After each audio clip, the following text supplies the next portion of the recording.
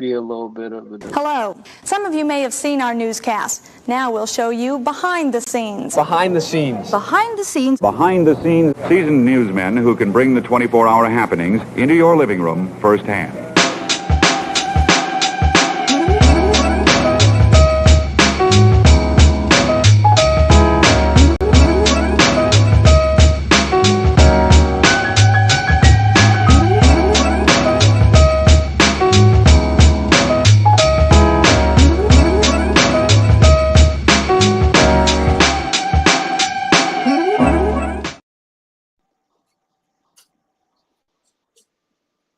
All right, we in here, man. Oh, we back. Podcast Heroes, Volume 2. Let's do it. Yo, COE, baby. listen, man. Hey. So we ended up being on live last night, like 4 hours, dog. That shit ain't happening today, man. 4 hours. Like maybe 20 minutes of it. That shit ain't happening again, man. I'm telling you that right now. 4 hours, yo. That's halfway through a shift. Yeah, that shit is not happening, man, at all. But I mean, we kind of, CS3 had a good idea. So we went through each MCU film from 1 through 30. And I think the conclusion that was reached is that the Fantastic Four is arguably better than at least half of the films that they've released under that slate, which isn't too bad. It's not too bad. I still haven't seen it. You went to see it, right? Yeah, I thought it was solid, man. I had to bump Superman down because I'm like, if I get Superman 7, this ain't no 7. I had to put Superman to 6 after Fantastic Four. But I mean, it's arguably a 7.5, 8, depending on. Right. It's a finely crafted film. It's more cinematic. The storylines, simplified. There's not a lot of Easter eggs. We didn't see, T'Challa in that universe. You know what I mean? Like, it was just straightforward Fantastic Four. They had a useless Doom cameo in the end, but it was mostly focused on those four. So, yeah, I'd say it's better than probably more than half, a little bit over half. That sounds about right. Yeah. That definitely sounds about right. D. Smith, you seen it yet? No. I meant to go see it after Donovan gave his review or his thoughts on it. I still need to go see it, but it from what I've been told, it looks like it's very more excellent than expected. It did more well than people thought it was going to do. So the thing, my bad. Go ahead, bro. Go ahead, man. Well, I was gonna say, box office wise, if it was a month separate from Superman, I think it would have been stronger. But the two brands, they got to fight over it. With nothing to show in the theaters like the next 3 months. So, Here you go. Great idea, right? 3 months. Look, we did the Silent Crisis film premiere last night in Regal. Shout out to K and Scripted Productions. But basically, I was told from one of the managers that we want to show some indie films here, or some indie short works, because for the next 3 months it's kind of dicey. You know what I mean? Like there's nothing to bring people to the theater. So it's just like you got Superman, you got Fantastic Four, and you got Jurassic World all within the same month. Everyone could have got their own month to themselves and got a good piece, but I don't know, man. We maxed it out a little too early, man. Maxed it out, man. It's gonna be a cold fall. I don't know. Till 3 saves the industry again. Yep. Well, we'll see how Naked Gun does, and I believe Weapon drops in the next couple of weeks. I gotta see. Those are the only two movies that I know of that are supposed to be coming out. But this is a good opportunity with indie movies. Like the idea now that you could just get in. Uncle Jack, we were talking about this is a new potential avenue to technically get in if done right. Realistically, if movie theaters were smart, they would be looking for, like the old days, they'd be looking for exhibits, as they used to call it, exhibits, which were movies to premiere, since they don't have anything else. And, audiences may be acceptable to new ideas. Just saying. Well, not only that, but like between now and December, you know that Disney is gonna re-release Avatar 1 and 2 in theaters just to bump up Oh the God. level. Just for James Yep. Cameron, just for James Cameron to Jimmy say, you C know, don't miss. So he can put his dick on the table again and be like, "Watch me make another Billy, just magically appear." But he's another willing to three, do baby. it though. I mean, he earned it. You know what I mean? Okay, I'm not mad. I'm more mad that I wish I could make something mediocre to make money off of like him. I don't know. That's the only thing I'm mad about. Other than that, hey, more power to him. Hey, are you mad at him for making it? People who go and see it. Both, If we don't go see it, then he ain't gonna make it. both. Yeah, I don't know how it just makes all this money in the box office. Like, and no one talks about this franchise between the films. How many speculation videos you see online talking about? Oh, I wonder who the main villain is for Avatar 3. Like, it's so weird. We just show up to see it in the theaters in masses, and then talk about it, don't see it, don't even rewatch it until Yo, The next one. you yeah. know, that's a good point. That's a good point because Mhm. I don't see merch. I don't see people wearing Avatar hoodies, Yep. T-shirts. Like when you look at the conventions and stuff like that, nobody's painted blue for any of the characters there. Like people aren't pretending to speak that bullshit ass language. Nope. It's like it just gets released, Yep. makes a lot of money, and then the IP goes dark until the next time it's time to pull up a truck full of money. Mhm. Right. Um, I heard that a lot of people weren't really feeling the trailer though. Was that true? Anybody else hear about that? I heard some people say that they think it's not going to do as well, but Okay. we'll have to wait and see. Okay. Hey, we do live in a different world now, brother. Things that we thought were certain aren't entirely certain. So I'll wait until December and see. I don't even think the trailer. Usually they look at like, oh, the trailer view numbers and the reception. I don't think that shit even matters no more because you got, trailers don't have good views and then good box office. I think that brand is foolproof at this point, man. They might get 3 bill this time because I don't know what else is coming out. They might get 3 bill. Yo, Those is honestly, yeah. those is dick on the table and a Billy just shows up. I mean, bro, he can't keep getting away with this shit, man. For real, dog. Like, I mean, at the end of the day, I've never seen the first Avatar movie from beginning to end. I got about 3/4 through that movie, like over 10 years ago. Where And you were home? yeah, I had to tap out, bro. Nah, I mean, you gotta see it in 3D in the theater. That was, Okay. I mean, It was all right. It was all right. I got forced to go twice, and I was like, "This is okay. It looks nice, but it's almost like so did Star Wars. Star Wars looks amazing too. You don't see me crying. yeah. I don't know. It's just like visual candy for 2 hours. You can just be like, wow, this is pretty, and then I don't know. Like I don't get it. I don't get how it gets over a bill, and it has like no pop culture status. Right. Not even Right. jokes or parodies or like no, who's doing deep dives in the lore? Like you know what I mean? Like no one's doing anything on it. But it's weird because it's kind of like I feel like that was by design. I feel like that's what I'm not gonna say. I feel like the allure of Avatar in this, just based off of the success that it has, comes from the fact that they release it, people go see it, and then it's just quiet. I don't know. I feel like in some weird backwards ass kind of way, it works in a way it works in a way that I don't think any other IP has ever been able to get away with that, bro. That's true. I would agree. That's true. No cartoons, no Happy Meal toys. Like Well, like, isn't it at Disneyland? Like, yeah. is that ride really popular at Disneyland that they got or that area? It's popular, yeah, but like even there, you're not gonna see no one rocks the Avatar shirt at the Avatar section. Right. Okay.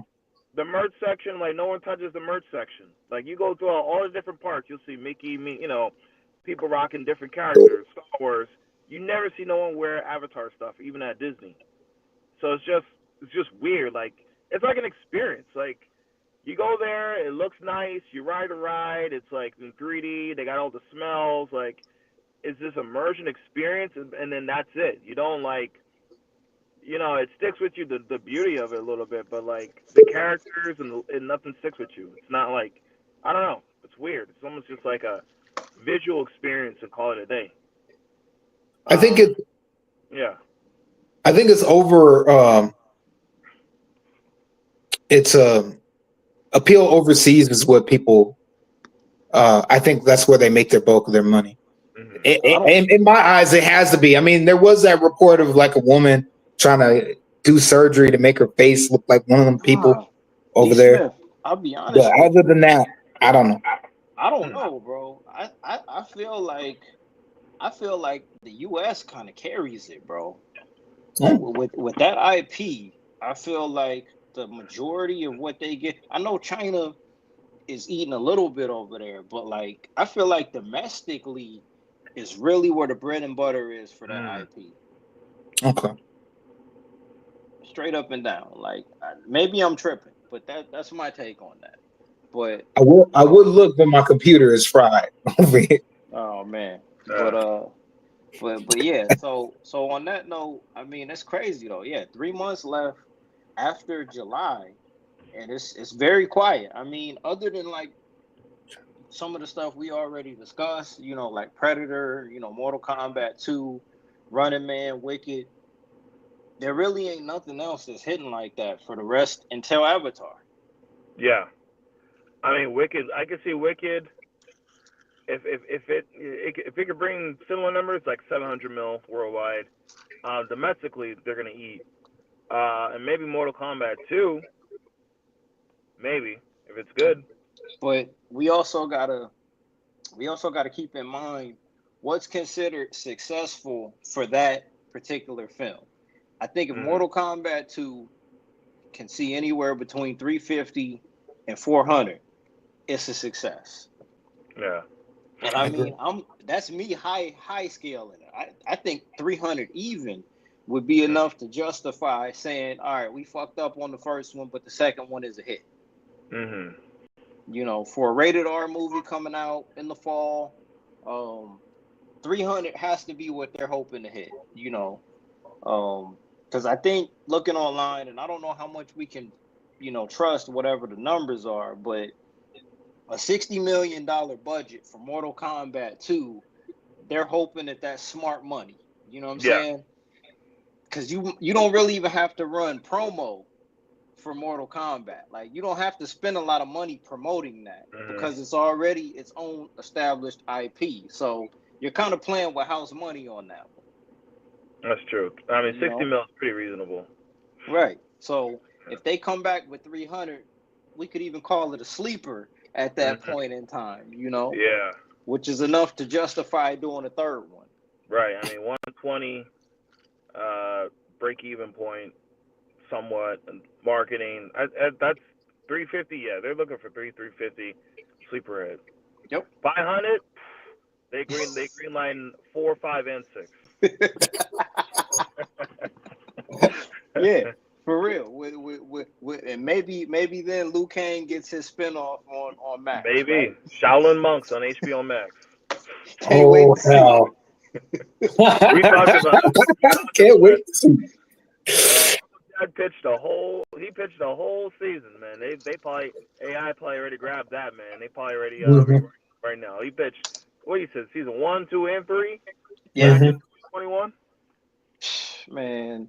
So I mean, we got a little bit in depth last night. I don't know where Charles is. He probably caught up in something. I don't know if he's gonna be able to pull up later. But you mentioned in the chat, you said that the movies you wish you could have gotten to see in theaters. You said the Back to the Future trilogy and what else, bro? And Saints of Newark. Saints, yeah. Now that's interesting. Yeah, Saints to me, like I saw it at home. Like, you know, it was on HBO Max, and when I saw it at home and just seeing like the cinematography, especially the ending, and I'm not even Sopranos like very, you know, I know a little bit of it. I haven't really watched the seasons. For that to hit me the way it did, and I'm not even that. That's just movie magic. That's not even like IP and branding. That's just movie magic. To make that feeling happen, like man, I wish I would have seen this on the big screen. Like it felt like I won't say like, you know, Luke, I'm your father, or like Avengers Assemble, but it's like it's close, man. Especially not even as a fan. So even when you're a fan, that's like, man, that ending tied everything together. So I wish I would have saw it on the big screen. I mean, and then Back to the Future is obvious. I mean, that's just one of my favorite series of all time. Okay. So yeah, those four. So I want to do something else that's a little different here. And D Smith, me and you kind of we watch similar YouTube channels. You fuck with the what's that channel called? Is it called the damn man? It's the channel where say what? Name what the person does. Name what the person does. No, And I'll try to. it's just like chopped up clips where people are talking about movies. Okay, damn. You know what channel I'm talking There's a about. couple of the. I know. Damn. What's the dude with the glasses that does like? No, Okay. but it's just audio clips. It's like the James Dale Bake Sale channel or some shit like that. A lot of the clips on it are like Quentin Tarantino talking about movies, bro. Anyway, so the question I'm gonna ask y'all here, man, and Donovan, I know you still here, brother. Before you hop off here, all right. Like, what films would you say, in y'all's opinion, are just perfect? Perfect. And I know it's subjective, right? But yeah, in y'all's opinion, like what films would you say are just absolutely flawless for whatever reason? Nah, man. Jurassic Park, first one, perfect. Yep. Back to the Future 2, perfect. You know what? I'm gonna I mean Malcolm X, perfect. Oh, absolutely. Yes. Perfect. Shoot, man. It's tough. I Right? would say Black Panther. Black Panther. I'll go Black Panther. Okay. I would not change anything about the like it was. I wouldn't change anything about it. Spider-Man 1. And this is a bit.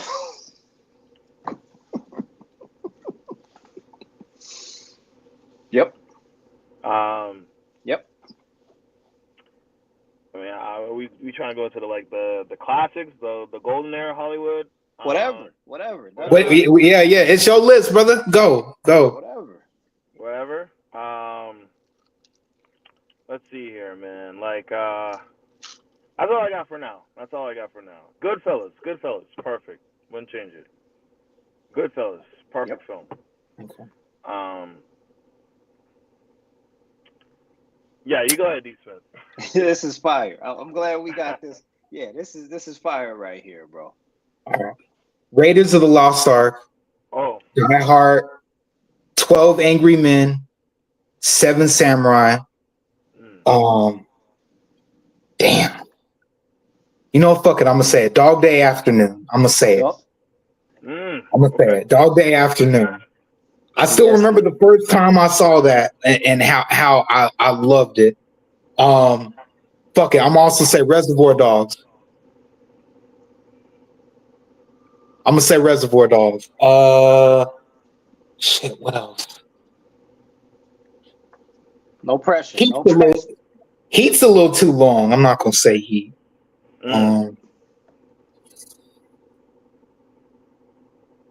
You said Heat is a little bit too long. In past years, I watched it and it's felt a little just a little draggy. Damn. What else?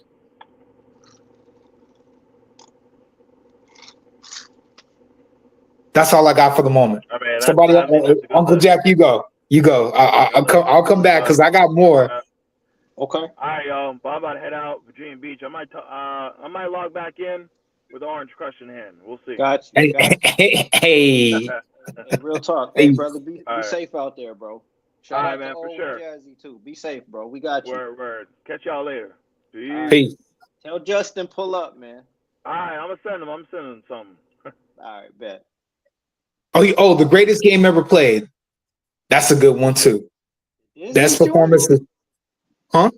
The Disney joint? Yes, with Shia LaBeouf. Best performance he ever gave.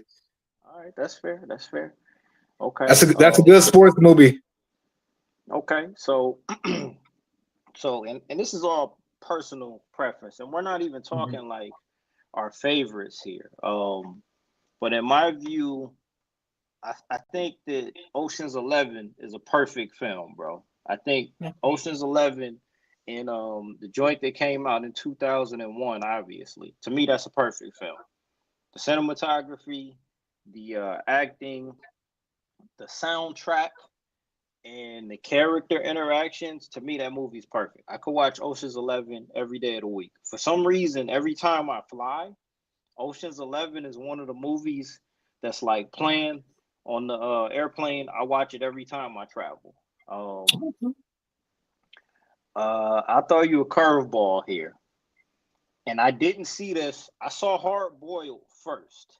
Ooh, I saw Hard Boiled before I saw The Killer. But I think that The Killer is a perfect film also, bro. Like John Woo, Hard Boiled and The Killer are like 1A and 1B. But today I'm gonna say that I like The Killer more than I like Hard Boiled. But The Killer is a perfect film to me also. Um Let me think on a couple other ones here. I mean, I mentioned last night Usual Suspects is my favorite movie ever. can I do some honorable mention? Oh well, I got you. Just hold tight, No, brother. no, no, no, no. I just want to know if I can when it's my turn. Yeah, No. yeah, All right, go, absolutely, go. absolutely. I think that damn. See, now I'm on the spot. I had a couple while y'all was talking, and now I done got thrown off a little bit. My bad, my bad. No, you good, brother. I think that Top Gun. I think Top Gun is a perfect film. To be honest with you, bro, like I have zero complaints about that movie. I think Top Gun for its genre is a perfect film. I mean, I think that fuck, if I'm keeping this all the way a buck, like I think Gladiator is a perfect film. Even though Ridley Scott kind of crashed out a little bit, 20 years later, like Gladiator is a perfect movie, dog. There's zero loaded fat on that movie. And it's crazy to think they shot that with no script. You know what I'm saying? And some of the best scenes in that movie were done improv. Like the scene where Russell Crowe picks up the doll and all of that, like that's not in the script. I think that I'm gonna try to think about two more that I feel like were absolutely perfect. I think Enter the Dragon. Absolutely, I think absolutely. I think Enter the Dragon is a perfect film. I think that's probably in terms of Hollywood. If we're not talking like Chinese or an imported version of what martial arts films are, Enter the Dragon to me is the greatest Hollywood martial arts film ever.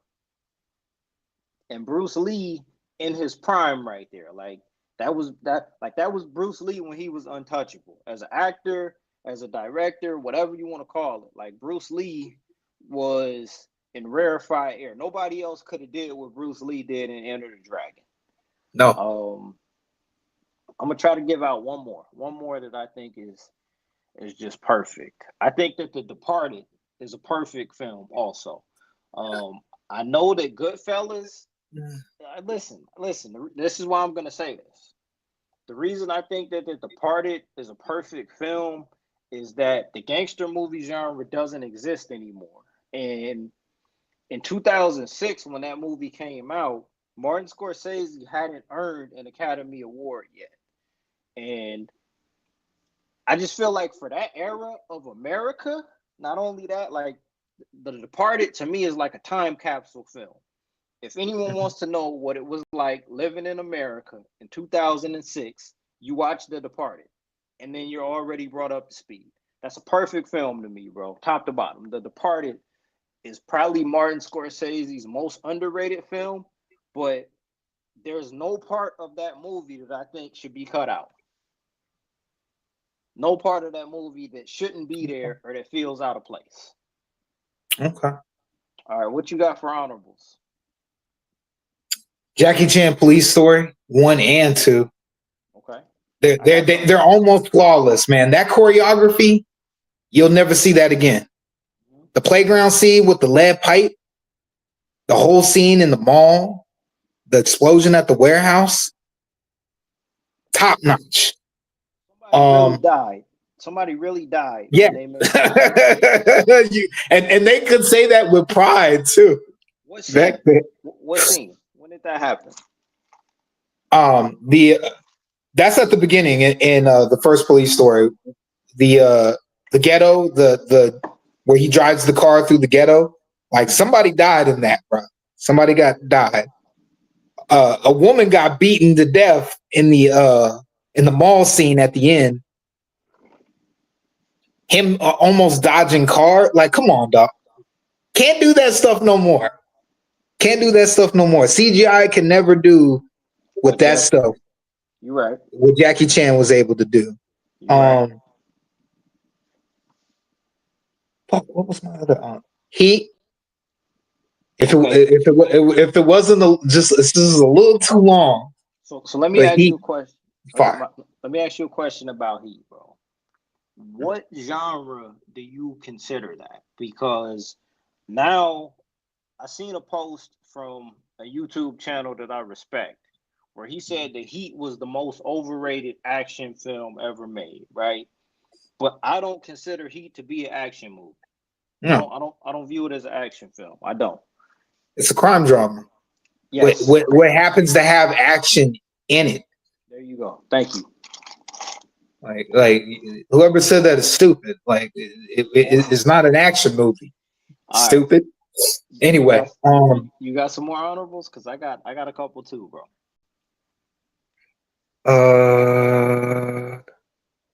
Damn it, I forgot I had two more. Okay, but, they'll come back to you. They'll come back to you. Yeah. So for me, Dr. No is honorable mention. The very first James Bond, bro. That's flawless to me. That's that. I don't know. There's something about, even though it's a little bit cheesy or whatever, the first James Bond film kind of like told the line between violence and like class. You know what I'm saying? Mm-hmm. And it's weird because I don't know if any other James Bond films really captured that in that early era. You know what I'm saying? The scene where he's in the hotel room and the dude comes in there expecting to kill him, and he's just sitting there smoking a cigarette. You know what I'm saying? Mm-hmm. The guy explains whatever he's going to explain to him. That's a Smith and Wesson, and you've had your 6.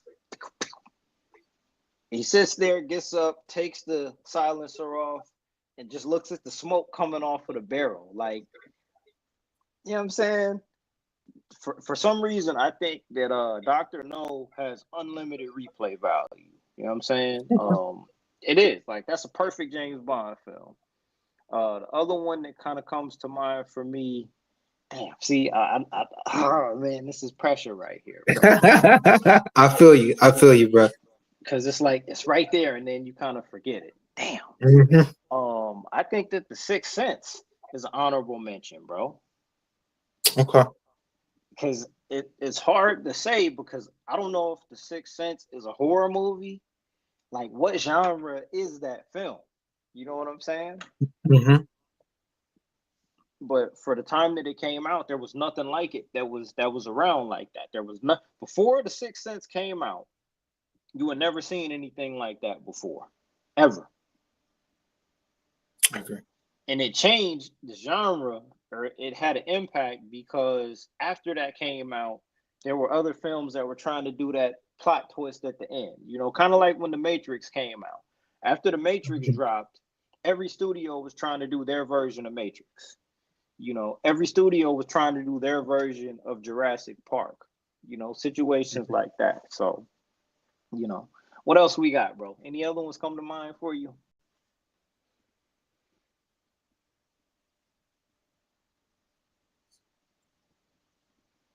I'm gonna say no. I'm gonna say no and keep it pushing. We can always come back to this topic Yeah. because this one has replay about all day, every day. Especially now, you're gonna have me looking up classics again, just to see if they were really bulletproof or full of crap. No, I mean, because the way I look at it, when I think of a perfect movie, I think of it in terms of, can I watch this from beginning to end? Mhm. Can I watch it with the last 5 minutes in it? Can I watch it with 30? Can I watch it Any like point? yeah, right, right. Like I thought Are you Fury Road to me was a 10 out of 10, bro. To be honest with you. Yes. Yes. okay? Yes, D Smith. To me, Fury Road, like, was a 10 out of 10. Easy, dog. Easy 10 out of 10. Okay. Motherfucking Honorable, my, honorable I got mention Clue. I just thought about it. Clue okay. is sharp as hell, and that's a No, good comedy. no, I got another one for you. See, this is the one I was thinking about in the back of my mind. Point Break. Oh, okay. Point Break, the OG Point Break that came out in the 1990s. Like, we got Heat, we got Heat, and we got Point Break. To me, I could watch Point Break every day of the week and not be bored by it, bro. Like, that's one of the greatest. I think Point Break is an action movie. That I will agree And with with some crime drama laced in there, but very yeah, little. dog. Listen, man, like ain't nothing fucking with Point Break. Like the whole Fast and Furious as a franchise would not exist. This without question. Would not exist without Point Break, dog. Would not exist. You know what I mean? And the simple part of it is that you cast Keanu Reeves as your protagonist, and on the opposite end of that, you put Patrick Swayze in there as a bad guy who, considering he'd never been a bad guy before, right? Mhm. And it's just simple. Like it works because in the '90s you could rob banks. A group of nut ass white boys could put on dead president's mask and rob banks and then go surfing 2 hours after the bank robbery, right? Right. Like it works because of when it came out. And I think that's a perfect '90s movie, dog. There's no part of Point Break that I think shouldn't be there. And that. I highly recommend that. Like that's something that should be on everybody's DVD collection, bro. Straight up. And then they fucked it up when they tried to do a remake of it in 2015, man. That should never have happened Mm-mm. at all. At all, right? Oh, honorable mention: Bad Boys, Which one? the first one. Yeah, yeah. And hey, one and two. One and two. One hits more for me because first time seeing brothers at the whole final scene in the warehouse as the car leaves, escaping the warehouse as it blows up. Come on, like Yeah. 6-year-old, 8-year-old me Yeah, chasing that was chasing them down in what was it, a Porsche chasing down a Cobra? Come on. dog. Like everybody, like I think Michael Bay, what he accomplished with Bad Boys 1 and 2, he made Miami just feel like the he made Miami feel like Hmm. the cold. He made that feel like the coldest place to live on earth, bro. Hmm. Like he made Miami look like it was another planet. Hmm. The Hollywood on the East Coast. Straight up. He made that shit look like it was another planet. Hmm. And I'll say this with Bad Boys too. Like Bad Boys 2 kind of ramped up the action, but it didn't drop off with the comedy, right? Mm-hmm. Parts, and yeah, honestly, whatever. Like, it's a little bit insensitive. I will say that. I'm not gonna say problematic.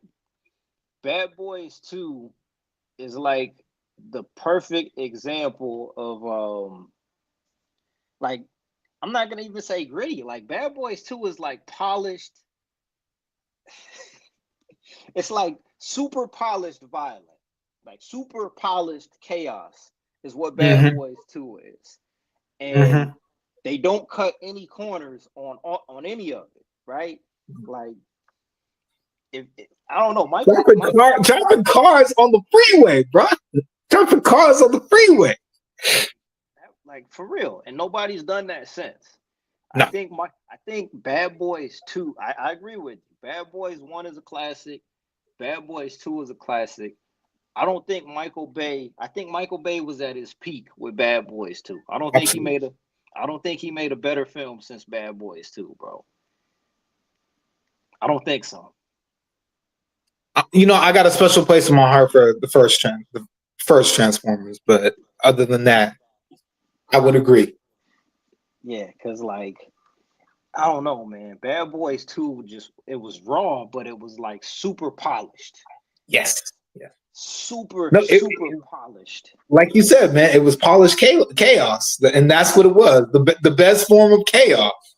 It's like we got drugs being shipped and dead bodies. Body. You know what I'm saying? We got the KKK.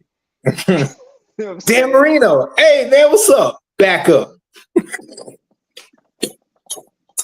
We got one of the greatest scenes of all time with Reggie ringing the doorbell. Like, come on, bro. Bad Boys 2 was in everybody's DVD collection, man. Absolutely. I still got it downstairs with all the special features. Remember when he had the special features with 2 discs? Anyway, doing that old people memorabilia stuff. No, but yeah, it's a good exercise because it kind of makes you think about how some of this stuff is. And again, when we say perfect, like, and some of these joints that we named aren't really even like your personal favorites. You know what I mean? But it's just interesting to think about this because there's a generation of people who are growing up that don't watch movies. Unfortunately. Yes. I think that my niece, what did she say? She hadn't seen Pulp Fiction until like last year. What does she think? Being honest. I mean, she thought it was okay. Okay. She thought it was okay. I was just looking at the Discord here. Troy put something up in the Discord. It's funny because we did this last night. But anyway, it said ranking each MCU movie from worst to best. We don't got time for that though. I'm good. I'm good. But yeah, it's an interesting kind of thought exercise because everybody's opinions are going to be a little bit different. You know what I mean? Yeah. So the next question I got for you, bro. You know what I mean? We're trying to apply a little bit of pressure right now. What are some of the films that you think are overrated?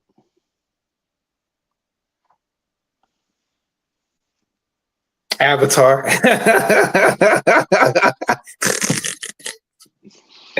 Avatar.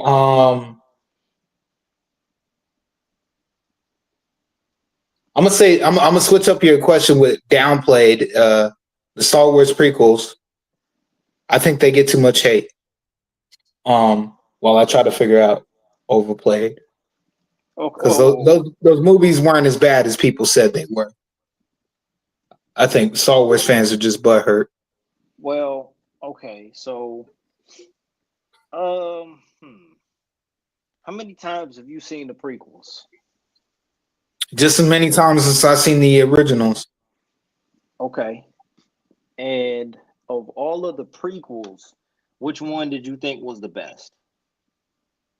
People gonna get mad, but Phantom Menace. And then Attack of the Clones. So I think Yeah. It don't bother me like that, bro. Like we have a problem where people need to extinguish the idea of fun, good entertainment versus being over critique of stuff. Okay. And I don't think a group of people who have sat up here and complained, cried, bitch and moan forever to be able to dictate me on what I like. Okay. Sure, it's So not for you. It's not for you. Get over it and go. Like. Don't say George Lucas raped my like. Come on, dog. Like you a grown ass man. You a grown ass man. It's time for you to let go of the Luke Skywalker dog and give it to your kid. George Like, Lucas, George Lucas ruined my childhood. yeah, like get over yourself, man. I think the hate for him is just a little too high. And even if it does have plot conveniences and you don't like metachlorians and all that stuff, it's like, was it enjoyable? I remember Okay. seeing episode 2 and 3 in theaters and still walking away enjoying myself. Because at the end of the day, George Lucas and most of those people realize this stuff is for kids. You And think now Star you get Wars people, was for kids? that's what he originally intended it for. And then when you really go back, there isn't a lot of violence in there. There's not a lot of blood in That's those true. original movies. That's true. And I had to sit back and think about it. It's like, yeah, like when Darth Maul dies, you just see him get to cap. There's no gush. There ain't nothing too crazy. They're fun sci-fi kid movies. Hey, listen, man. You cooking right now, bro. I mean, like get over yourself. What movies are overrated? No, hold on. No. I mean, we nah, we ain't we gotta lock in on that for a second, right? Okay. Because I wasn't expecting you to say Phantom Menace as one of your favorites out of that prequel trilogy. That's not what I was expecting to hear because with most people, and I mean, I remember going to see Phantom Menace in theaters when I was in elementary school, and it's not a bad film, but there's a little bit too much Game of Thrones to it. There's a little bit too much of we're gonna tell it and not show it. We're gonna sell it for later on. And I get it, it's a trilogy, but Phantom Menace is just a little bit slow. And I think it's a little bit unengaging because it's the first part of the trilogy. Attack of the Clones, and then is it Revenge or Return of the Sith? Revenge of the Sith. And Revenge of the Sith are a little bit tighter in terms of action and showing you what it is that you want to see. Like, I don't mind Phantom Menace. I just feel like it's a little slow. And then you factor in how the special effects have aged over time. Yeah, It's a little bit hard to watch in comparison to Attack of the Clones and Revenge of the Sith. That's just my opinion, though. I can agree with that. I don't hate, but I mean, I'm inclined to agree with you. But okay, so what about the Skywalker trilogy? What about that? Dog shit. Should have just let the thing got jobbed out bad. Raw dog jobbed out bad. Tossed in the mud and everything. It shouldn't have happened. Realistically, It shouldn't have happened. no. So what They should if? have just went the animatrix route. Just the animated episodes of So stuff what going if? around. Okay, how'd you feel about Rogue One? It was okay. It was okay. What? It was just okay. It was just okay. It was just okay. It feels a little because like I said with Red Dead Redemption 2, because we already have a pre-established notion of things that have already happened, they're kind of handicapped in what they can do. Bro. I feel like certain things have to be a certain way because other things have already happened. I mean, Go on. any prequel is gonna have to play by those rules, but Of course, but sometimes you feel a certain way of like why didn't this happen? It's just like, oh, because of this. But, It's like we but kind of shoehorn in some things here nah, and there. I gotta be honest with you, bro. Like, and I'm not really a Star Wars guy, but Rogue One is arguably the best Star Wars movie ever made, bro. In my opinion. I would argue the war parts are the best. Okay. That was accurate ground like ground pound warfare right But that's there. the That whole I would say yes. but that's the Everything whole else, movie. That's the whole movie though. That's the whole movie. Is it not? it, I'll say 75%. Cause yeah, I'm like, bro, Rogue One, man, Rogue One was like, I don't know. I hope I'm not tripping, but if we talking 2010s, late, mid Yeah, 2010s, yeah. there ain't a lot of movies like there might be movies that are better than Rogue One, but Rogue One is as good as anything else that came out during that time, man. That I can't agree with You know, wholeheartedly. and That was fire. and with the Last Jedi, right? I mean, look, I know that the Last Jedi was the one that made oh shit, here we go. Speaking of Oh shit! Hey, oh shit. The Last Jedi, the Falcon X. hey, here he comes.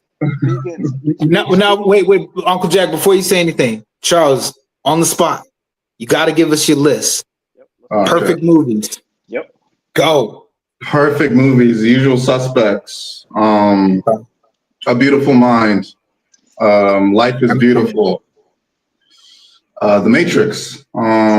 See, this nigga didn't even have to think about it. Prestige.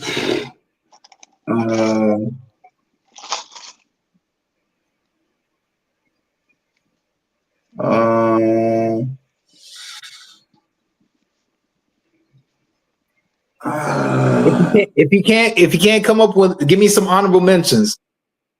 I want to say Black Panther. The Great Debaters.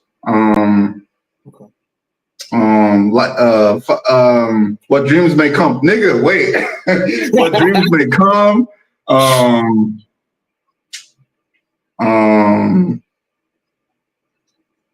Perfect movies. I'll take your honorable mentions, bro. I'll take your honorable mentions. Honorable mentions.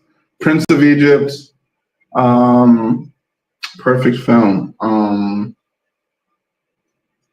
Winter Soldier. I'm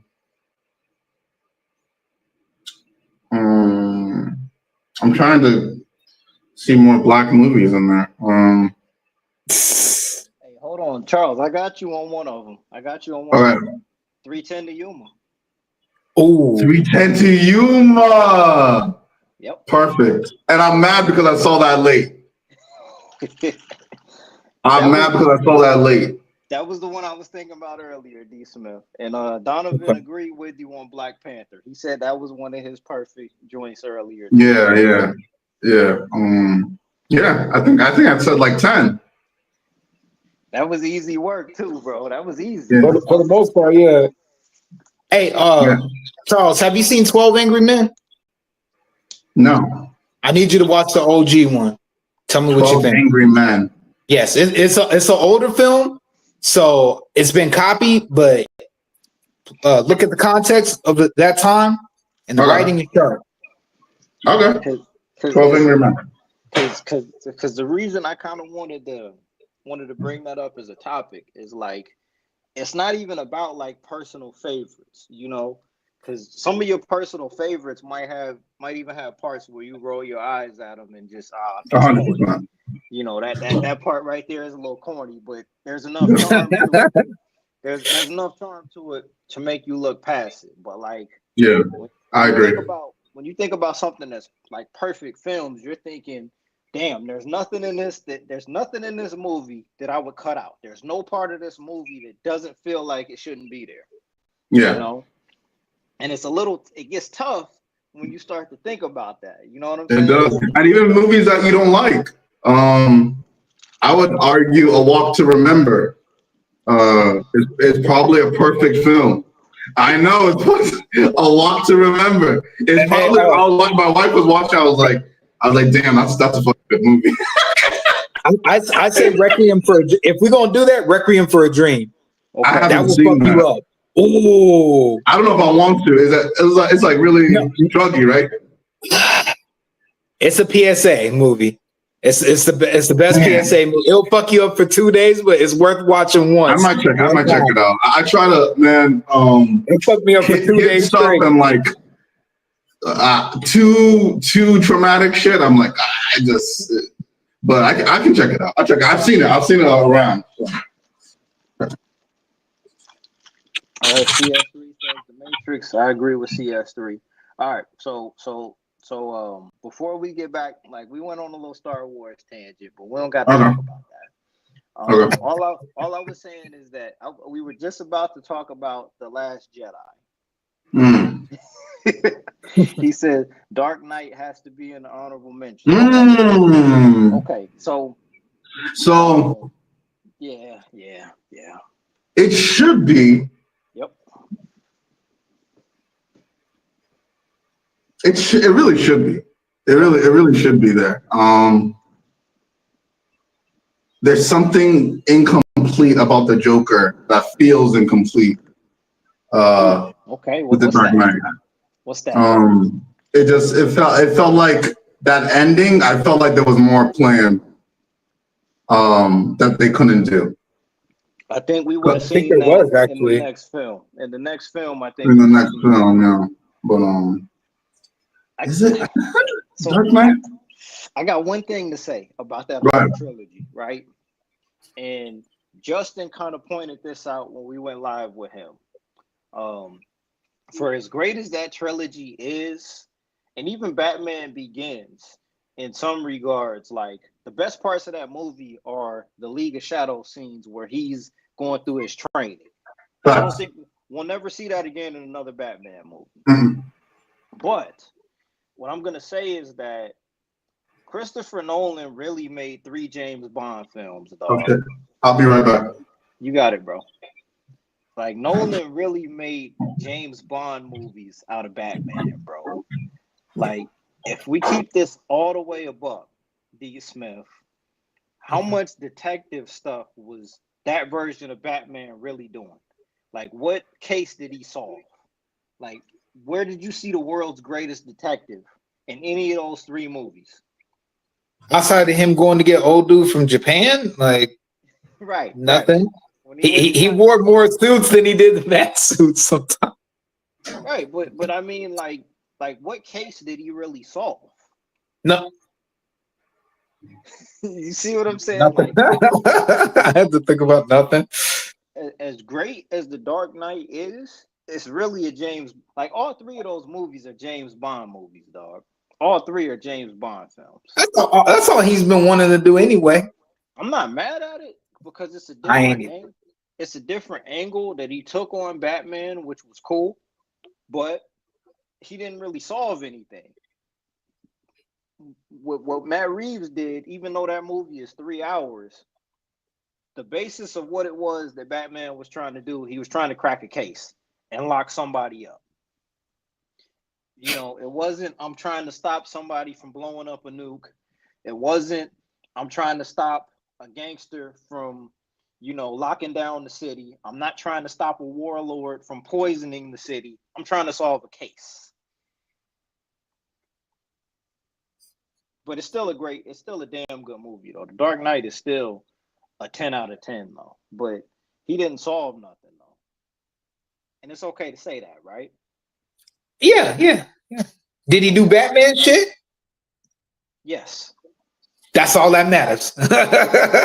Most of the fan base is just like, did he do Batman shit? That's all that matters. Yes, he did. All right, back to The Last Jedi. Did you hate that movie the way everybody else did?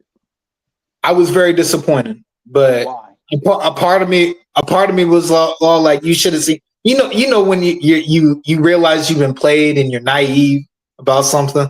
That's what it was. I was like, I hope to myself like maybe this won't be bad as I'm walking into the. Oh wait, no, I don't think I went to go see that, brother. I don't even think I went to go see that. If I did, I blocked it from my mind. So why did you hate it though, or why did you think it was like? Because to me, the Last Jedi was super controversial, bro, and I don't Yes. hate it. I don't know. Maybe I'm in the minority on this, but I thought the Last Jedi was like the best out of that trilogy, bro. Mhm. Just because of how different it was from those other two films. From the rest of My them. thing. Yeah. Yeah. I agree, but I feel like he caved in some areas, and the fan outrage was just so much that it just destroyed the film overall. Yeah. That's what I think.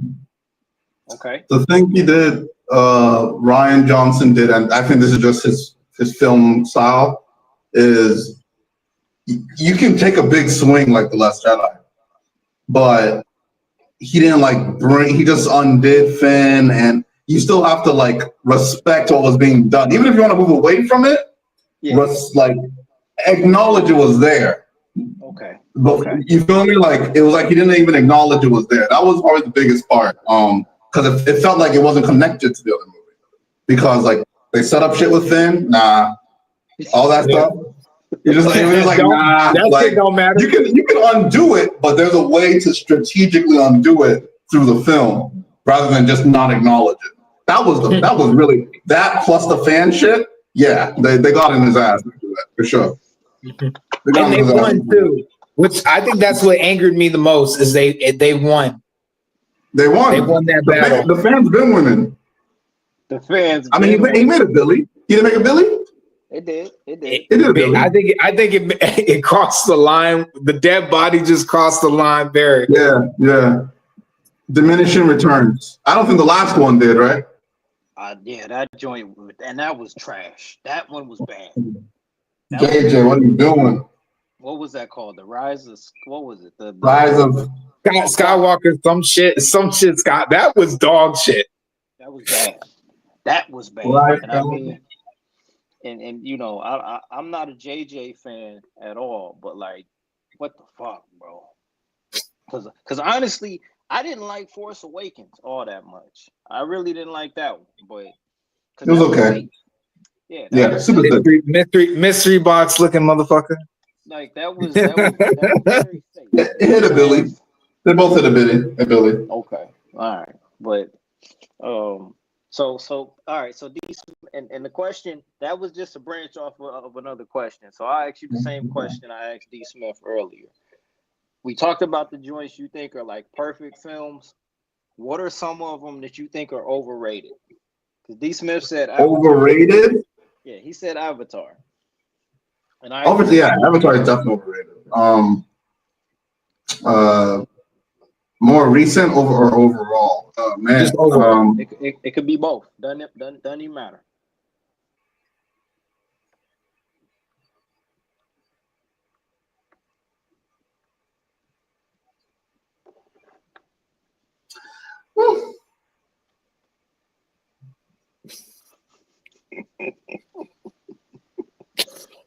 Superman. More recently. I knew it. Superman. Guardians. You know, Uncle Jack. You know me. You know, I can't stand because whenever I ask, you come up with a pretty good reason about completing it out. But typically when I ask you, like, oh, what they did with Rocket Raccoon. Like, what did they do with Rocket Raccoon, nigga? How they made you feel about an animal? I'm like, he did it 2 other times. He's done it. He's already done that. So Guardians for me. Superman, Guardians, overrated, man. What has an Oscar? Yeah. Here we go. What has an Oscar? A lot of bullshit. A lot of bullshit. Parasite was okay. Ooh. Well, I still haven't seen it, so I can't. Parasite was okay.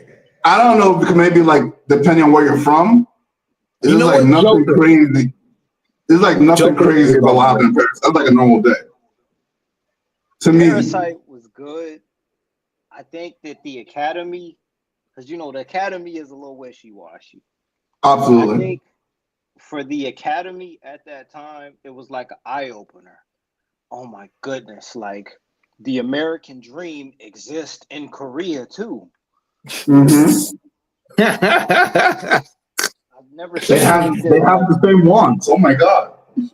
It's almost like they're human. Who would have thought it? that Right. was damn, that was a bar saying Parasite was, and I mean, listen, he got his big shot this year with Mickey 17, and 2 weeks later it was Yikes. Yikes. Right. I think D Smith, you got one. I know what you was about to say, D Smith. Yeah, Joker. Absolutely. Joker's overrated? I guess it is. A Billy. Absolutely. I say crowd reactions is what made it overrated to me. I see what you're saying. Yeah. In the public eye made it overrated. Right. Overall. Because I guess the issue I had with the Joker movie is like, okay, and I refuse to watch that second one. Get that shit out of here. No. But like No. with the Joker, the way I kind of felt about it was, if they did, I didn't like that they shoehorned the Bruce Wayne Batman origin story into that. Like that was horrible. Crazy. Crazy. Yeah, that was horrible, bro. Like they could have left that shit alone. There was no reason for them to do that, and they did it anyway. But it's like, we don't need to put superhero bullshit in this movie. We've already kind of established that this is not a superhero movie. So and then they made Joker like kind of like his brother potentially, which was like a what the fuck.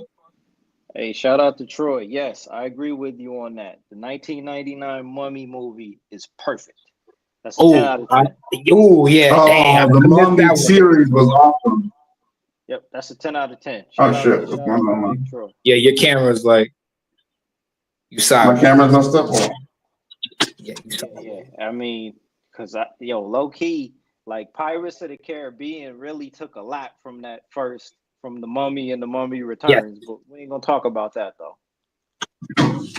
Would you argue that Pirates of the Caribbean was overrated? Like the whole trilogy itself? Not the first one, but definitely towards the end. That last one, I think, came close to a Billy back in the day.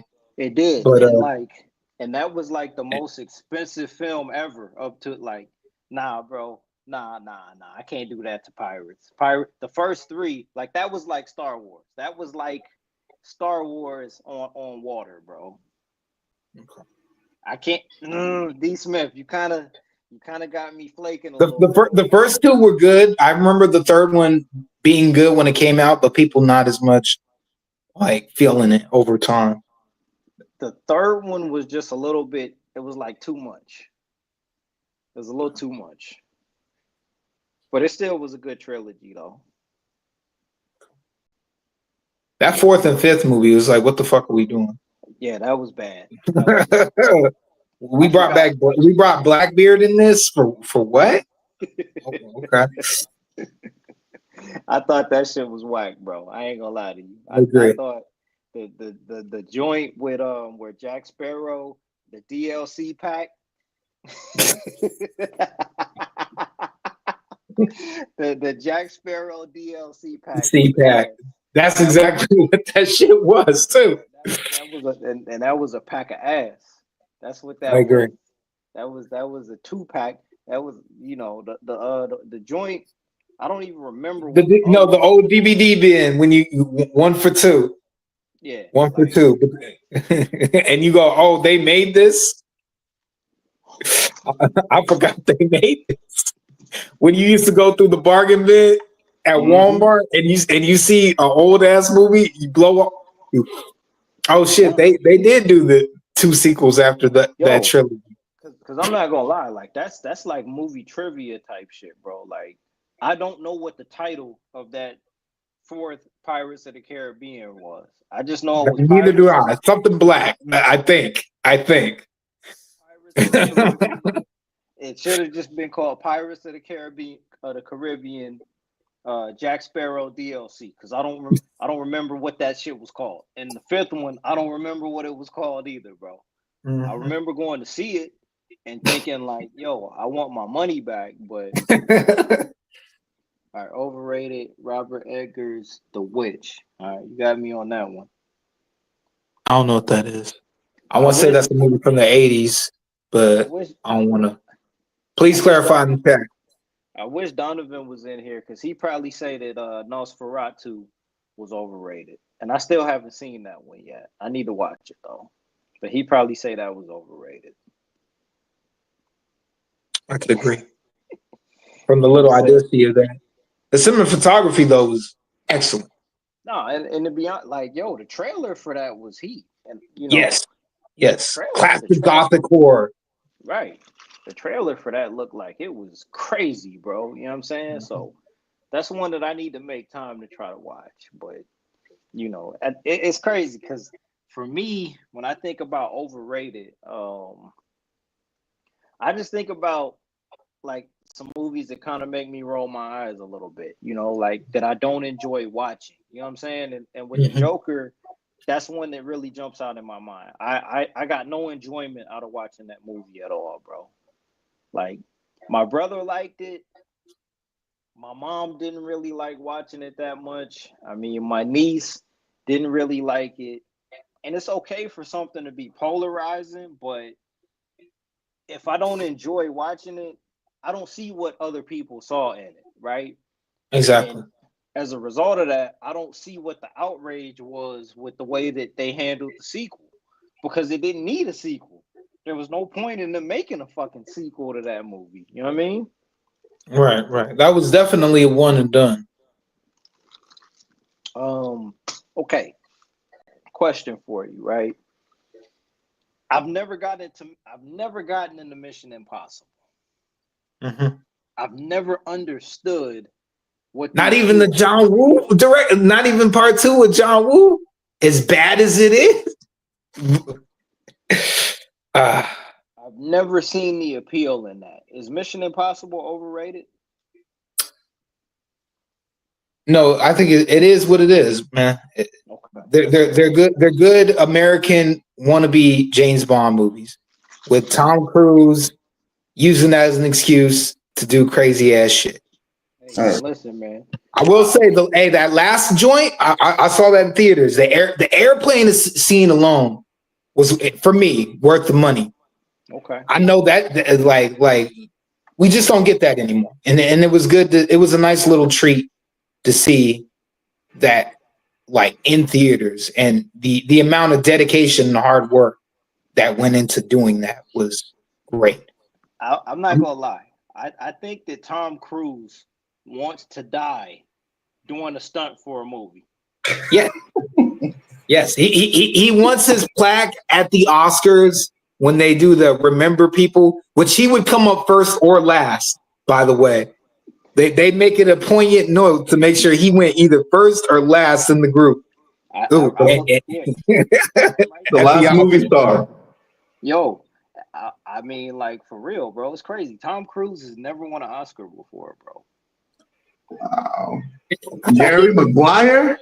Wait. He didn't win it for Born. Man, I wish my computer wasn't fucked up. Yeah, you said Born on the 4th of July? July? I thought he won the Oscar for that shit back in the day. Tom Cruise has never won an Oscar, bro. Come on, computer. And to be honest, I don't think he's gonna accept that honorary shit. He's not gonna take an honor. He's not gonna take an honorary Oscar, bro. Who do you think he pissed off? To be honest, I don't think he pissed anybody off. I thought that Scientology money would get him in. With the Academy Awards, we kind of already established that there's some fuckery in the game, right? I think that when it comes to the Academy, there are certain actors that they just don't rock with, bro. Like, and there's okay, prime example on this. This is weird. This is some weird shit, right? We talked about this earlier. you would think that Martin Scorsese would have more than one. And you would think that the one that he did win wouldn't be for The Departed. Even though that's a great film, you think there's other shit in his filmography that would have got it, that would have brought it home for him, right? Right. Wow. You know, I'll give you another example. Okay, 2018, bro, and I'm still mad about this. I'm mad about this. I refuse to watch Green Book. Refuse to watch that fucking movie. You and me both. So how does that win? How does that win Best Picture the same year that Black Panther comes out? The same Come year on, that man. the same year that Black Klansman comes out. Come on, man. The white savior? What you talking about? The white savior is gonna lose to Right. But to be fair, you got to pay attention to some of this kind of shit, Charles. I'm about to take you on a walk. Let's take a walk real quick, bro. Right? The year before that, Moonlight won Best Picture at the Academy Awards. because an emasculated black guy.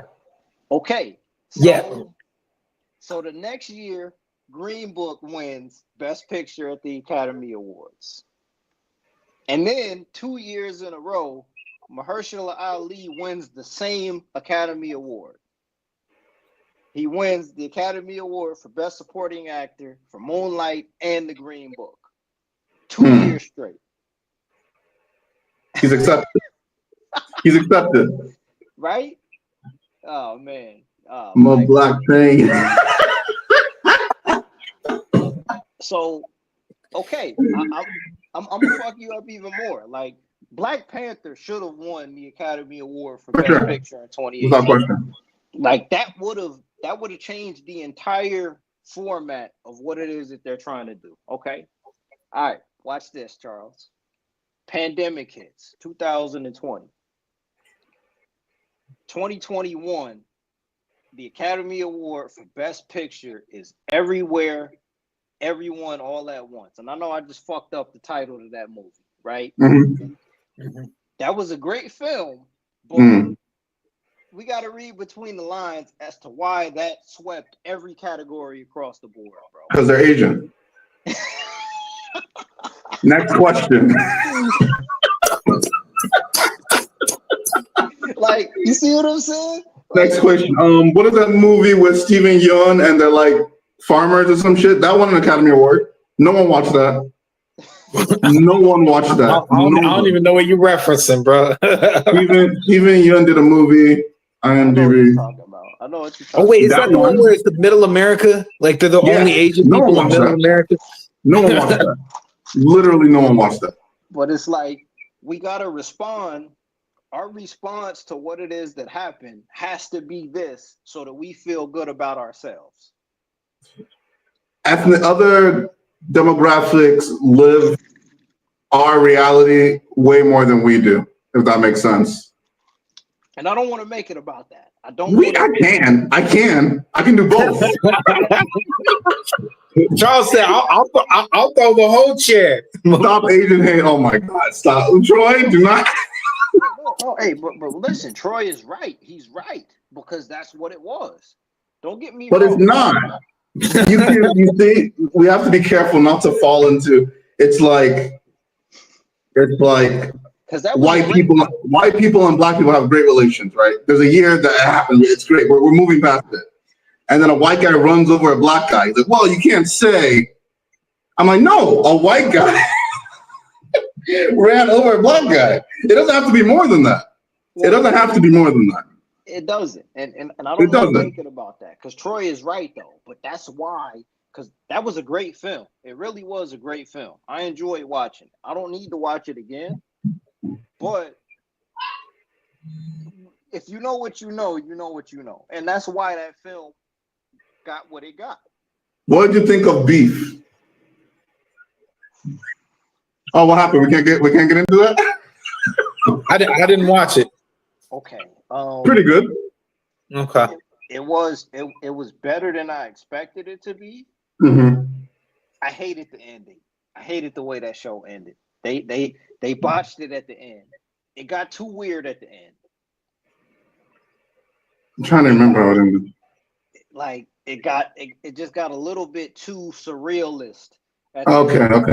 So like now, like y'all switched bodies and all of this shit. Like there was no supernatural element established. Oh, when they were on the shrooms?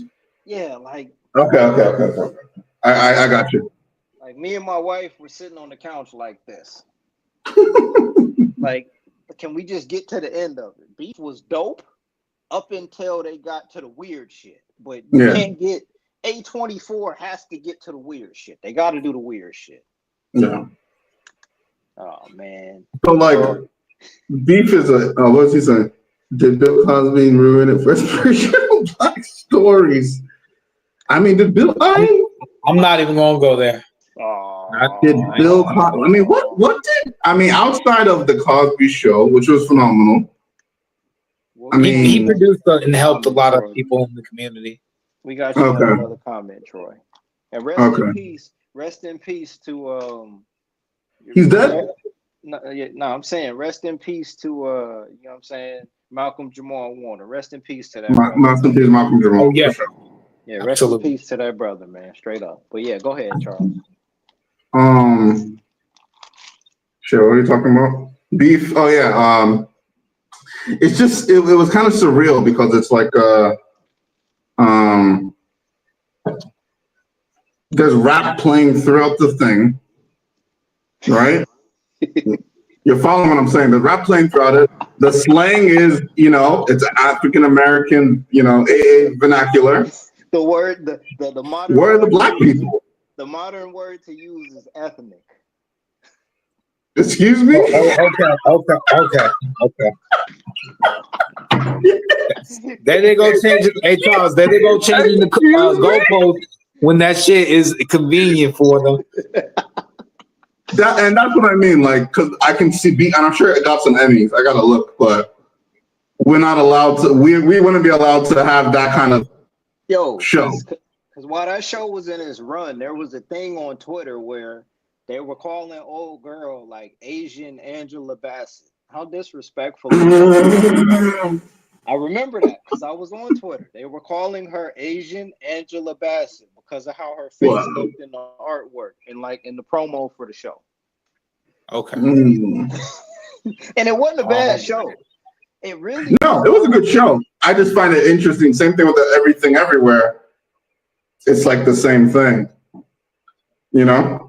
That's all. It's all right. It's just an observation. That's all I'm saying. It's just an observation. I just so happen to notice.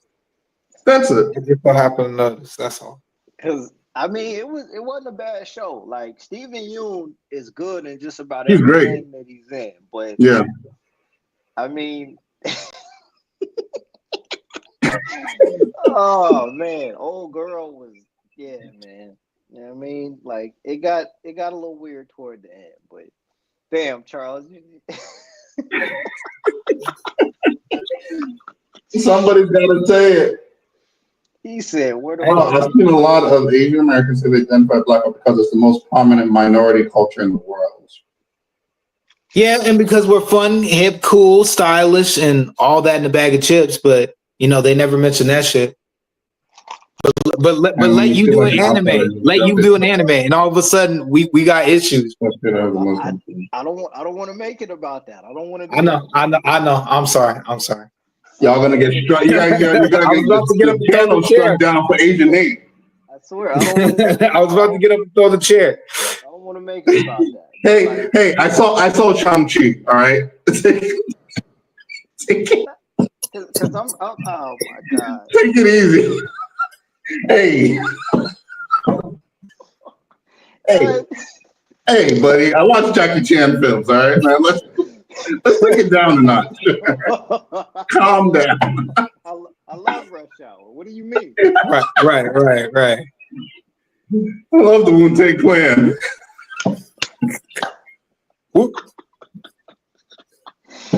Oh shit! Ever heard of the Wu-Tang Clan? Oh my god! See, wow, bro. That's messed up, man. I can't find that movie though. That the one that Stephen Yeun was in. But it's just, but yeah, bro. Like when it comes to the Academy, like I don't even know I think Best Picture last year was some movie called Honora. The Oscars is becoming. You remember when we sat up there and we tried to go through the Oscar nominations, and we were all like, "What is this? But What is like, this?" nah, but like the funny part about it is like the story for that movie was they called her a sex worker. Okay. Sex worker wants her dream wedding, but the family does not approve. That's the picture of the year. Boom. Picture of Wow. the And this is an Oscar. year. This is an Oscar movie. Picture. Oh, Minari, 2020. Minari. That was the movie. All right, there you go. Yep. See, but You gotta be kidding me. that was picture of the year, bro. Sex worker wants her dream wedding, but the family doesn't approve. I'd like to thank the Academy. So I mean, at the end of the day, we know it's a bunch of bullshit, right? We know that it's a bunch of bullshit. You know what I mean? Like even with Will Smith, I'm glad that Will Smith won for King Richard, but was that the one that should he have won for King Richard? Probably not. He should have won for Pursuit of Happiness. Pursuit of Happiness. That was the one that should have like brought it home. So like we know that it's a bunch of bullshit, right? Like, you know what I mean? What's her name? I think Zoe Saldana won. I think she won Best Supporting Actress last year for a movie I didn't even see. I don't even know what the name of that movie was, dog. Yeah. So Zoe Saldana. yep, she brought it home. She brought it home. You know? Again, most of that stuff is irrelevant. Like again, when we went through the list, we were like, "What is this shit? What is this shit? What is this Feels shit?" like it. All right, Shoot. so I thought you curveball. Another curveball was okay. How did you feel about Nolan winning his for Oppenheimer? Was there another one in that place that you feel he should have won it for? That was 2022, 2021. What year was Barbieheimer? 2022 or 3. I think it was 2023. Yeah, I do too. So was Oppenheimer really the one that should have won? Is that when he should have got his trophy?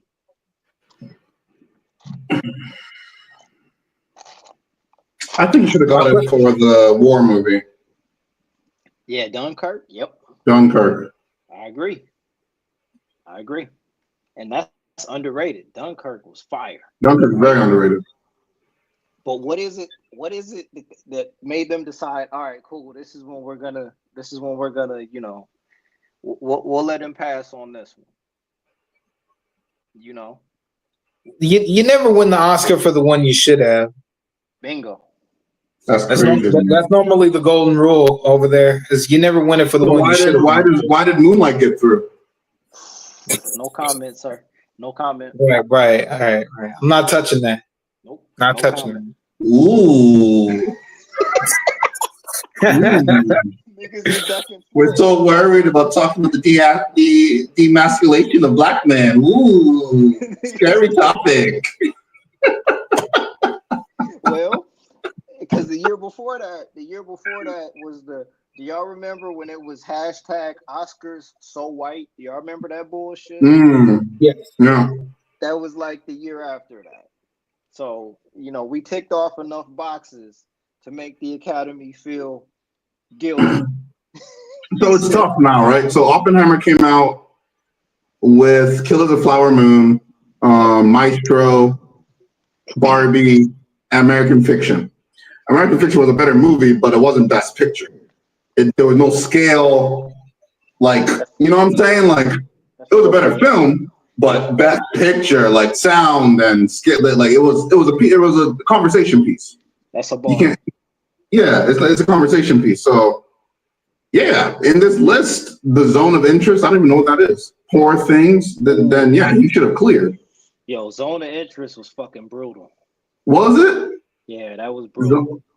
The zone of interest. Yeah, like Zone of Interest was about a Nazi that was like that was like his job. The Zone of Interest was really like a movie about a 9 to 5 Nazi. Damn. Like he was going to work, overseeing what he was overseeing, and then like fucking going home and barbecuing with his family in the backyard type shit, bro. Oh, is that the one about the undercover cop? No, Old dude that played Harry Potter. no. Okay. No undercover. I didn't watch that because I've always and this has always been controversial. People don't understand this from like a filmmaking perspective. I've always wanted to see a film from a Nazi perspective when Hitler came to power. I've always been interested. I'm not praising it. I'm just curious. Like, how does, when you're in the face of tyranny, what do you do when it's your job to uphold? You know what I'm saying? Yeah, and that's the movie. Like, bro, I gotta watch that. There's a scene in that movie where this dude is sitting there and they're like showing him the schematics on ovens and like how much more efficient they can be with. Man, that nigga, they hated those people, man. That shit is brutal. That shit is like no bullshit. I looked at a trailer for that movie and I kind of felt the way about it, bro. It's tough. But like that takes balls. It takes balls to like make that kind of thing. But man, that shit was brutal. No. No I'll shut up. No. I'll shut up. Oh. Whoa, diving into sticky territory. All right, I'll check that out though. There was one other film with the father from Silo. I don't know if you guys seen that show. There's the father where he's like there was an older film where he also was playing like a German soldier that didn't want to be a Nazi. I've always been interested, so I've never had a chance to watch them because I would be interested in that perspective. Like I feel like in slave films, that part's not really explored. It's always like, somebody's like a superhero, like I'm gonna get you out of here, like. That shit ain't real. Like, I'm very interested in like real, like, the person that didn't want to go to the lynchings, or, just like I'm interested in seeing what that kind of consciousness wore. I don't believe everybody was like, yeah, and then like I'm interested, but I also don't believe that everybody was like, oh, I'm gonna break you out of here. That's bullshit. So yeah. I'm always interested in that intriguing that angle. So have you seen Schindler's List? I've seen Schindler's List. Classic. Yeah. Classic. But that's a different perspective though. Very different. I was just curious. Yeah, that's a good one. That was like the beginning of me thinking like, damn, like that perspective, like damn, what else would somebody do? So yeah. But that joint was fucking brutal, dog. Like so that was 2023. So let me ask you this question here. I'm gonna ask both of y'all this question, right? So it's kind of, again, like with the Academy, I feel like they kind of get guilt tripped into certain things winning or whatever, right? Okay.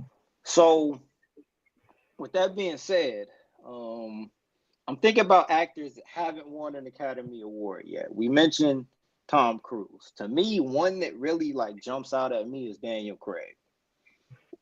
Like Daniel Craig, because he's never going to be James Bond again. He's never going to do that again. No. I don't even think I think Daniel Craig got nominated for Knives Out. But I think Daniel Craig is a great actor, but I don't see a scenario where he gets to play that part that puts him over the top. I don't see it happening. It would have to be like a Michael Caine. A very good indie movie. When he's older, kind of thing. Like, because from after Bond, he kind of went like he became a movie. If we're being real, the movie stars don't typically get it. Because he tried that last year, D. Smith. He tried it last year, and it didn't work. I'm not gonna say the name of the movie he was in. I'm not gonna say it. I gotta look it up, nigga. I'm not gonna say it, bro. I'm not gonna say it, bro. But what you just said, he tried to do. He tried it last year and it didn't work, man.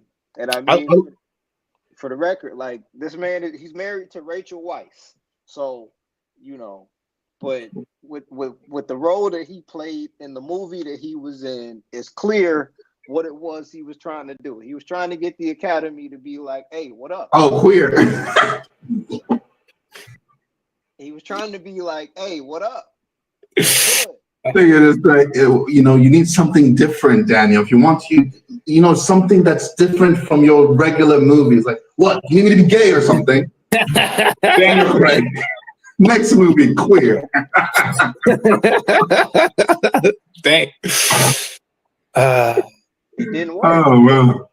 It didn't work. So, like you were saying, That's crazy. I'd be like the guy, like, oh, is he gay in the movie? Like, dude, it's called Queer.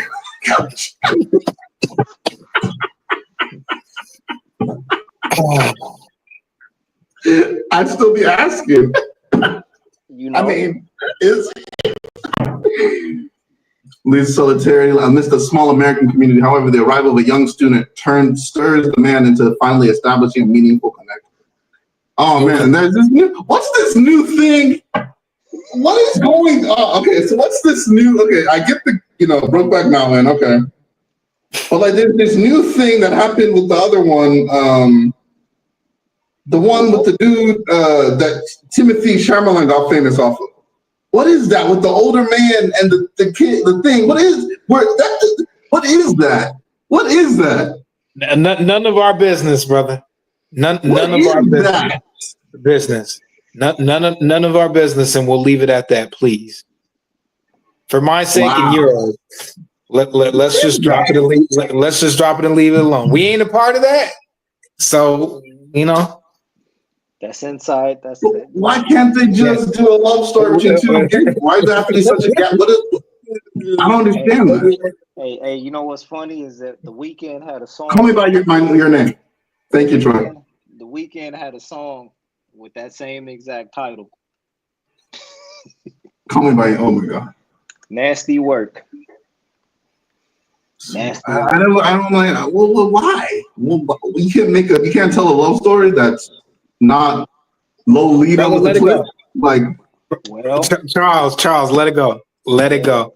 I don't let want it go, please. Respectfully, I don't want to do that. I mean, you know what? I mean, that's asking the wrong question, Charles. Right. It is a very different dynamic. Realistically, there's a different dynamic in a equal relationship between two people that are consulting, and one that there's an obvious experience, and the person like it's like a what is that? It's I don't know. Brother, I agree with you. Let it go. But the thing is, to the people who consider this worthy of awards and all of that, they use words like compelling, engaging. Okay. Okay. All righty. I don't know. I'm not a fan. What else we talking about, guys? What else we talking about? Why does it have to be young? Why does it have to be younger than this? Movies, other topics, other interesting topics. I mean, we're being honest here. Like, it is what it is. I couldn't tell you. Like, Oppenheimer is probably the last movie that I saw that was nominated for Best Picture.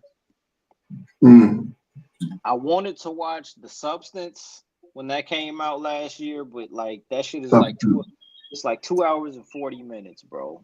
And it's body horror. Substance. Yeah, that's the one where Demi Moore was naked.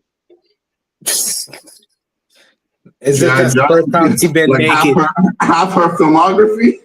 Well, I mean, right. I'm just about to say, like, is it like the first time she's been naked?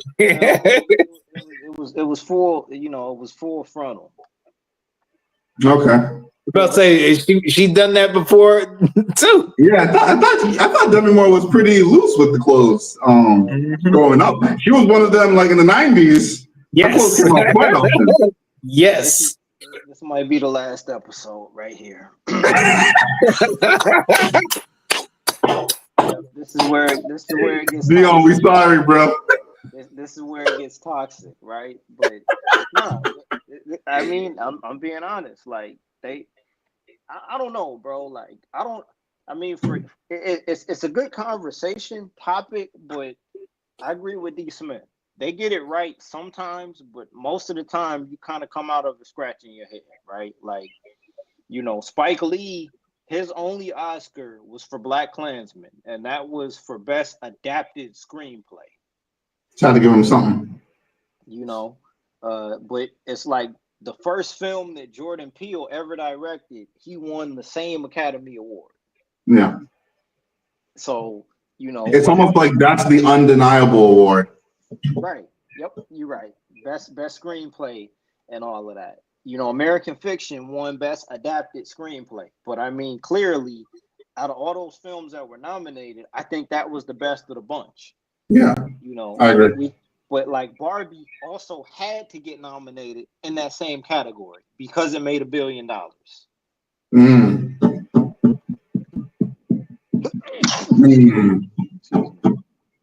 But anyway, we can move off of that, bro. It was an interesting kind of thought exercise here, man. But the conclusion that I'm reaching here is that either one or two things is possible, and two things can be true at once, right? Mm-hmm. Either we are film snobs or we're just a group of assholes. I can do both.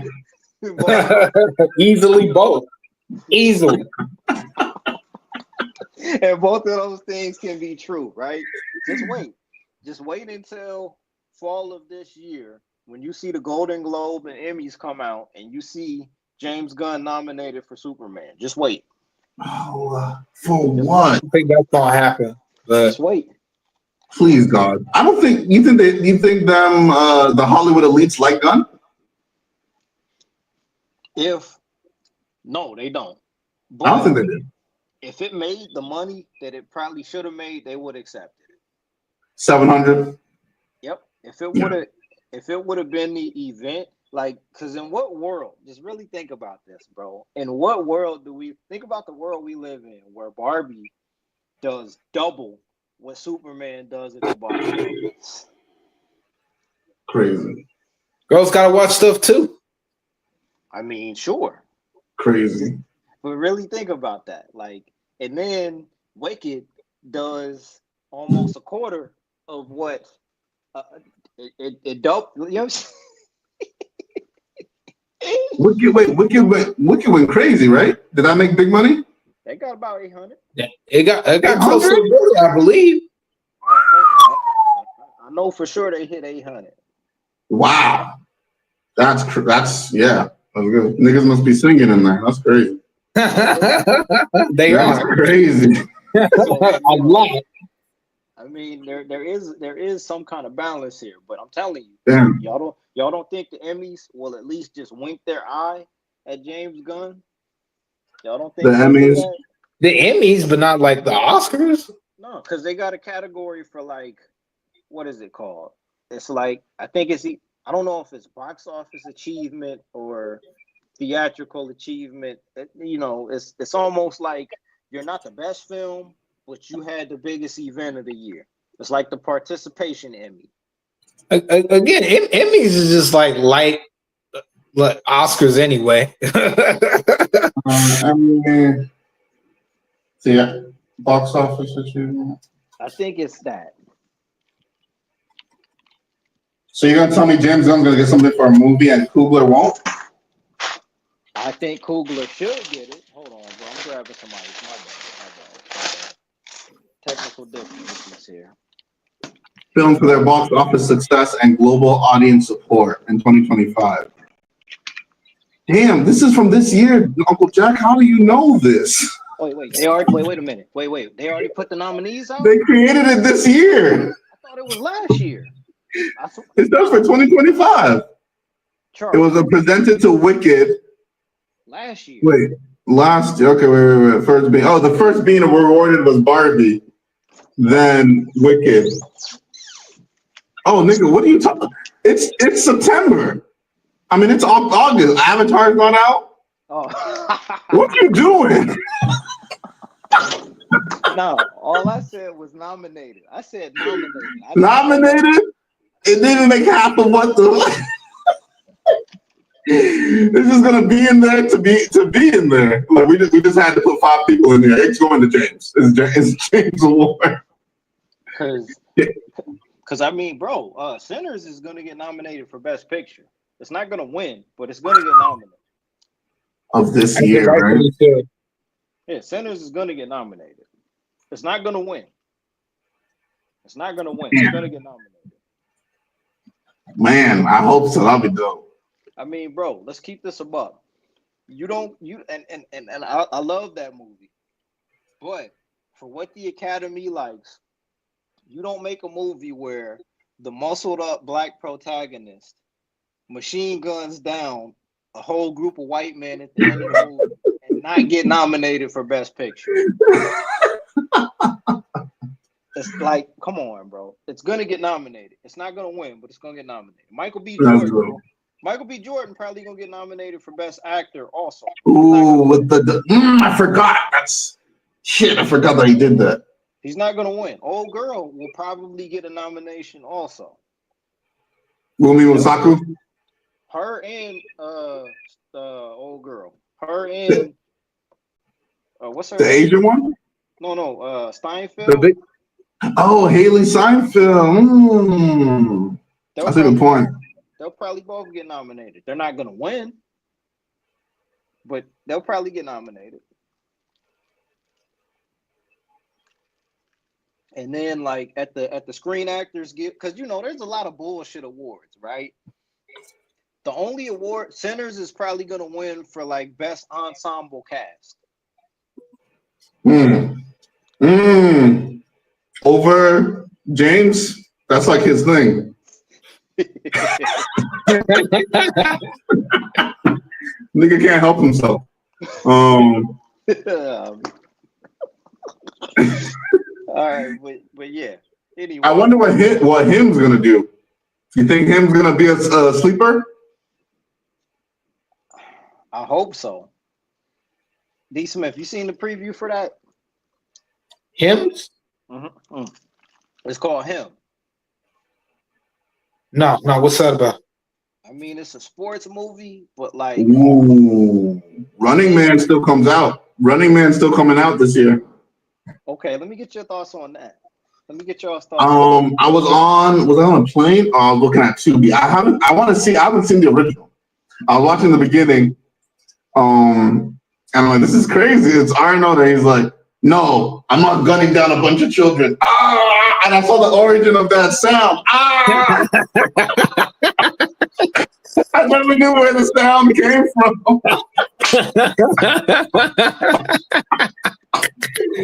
So I want to finish it. But, Charles, do that again, please.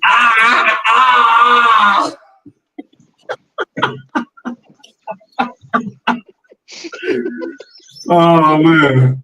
So I never knew the sound came from there, but that's where it came from. Oh gosh! Oh.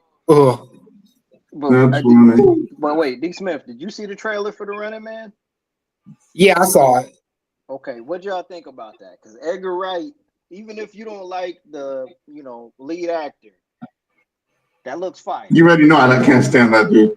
Yeah, it looks fire. It looks like it'll do well. Ooh, Tron 3 is this year?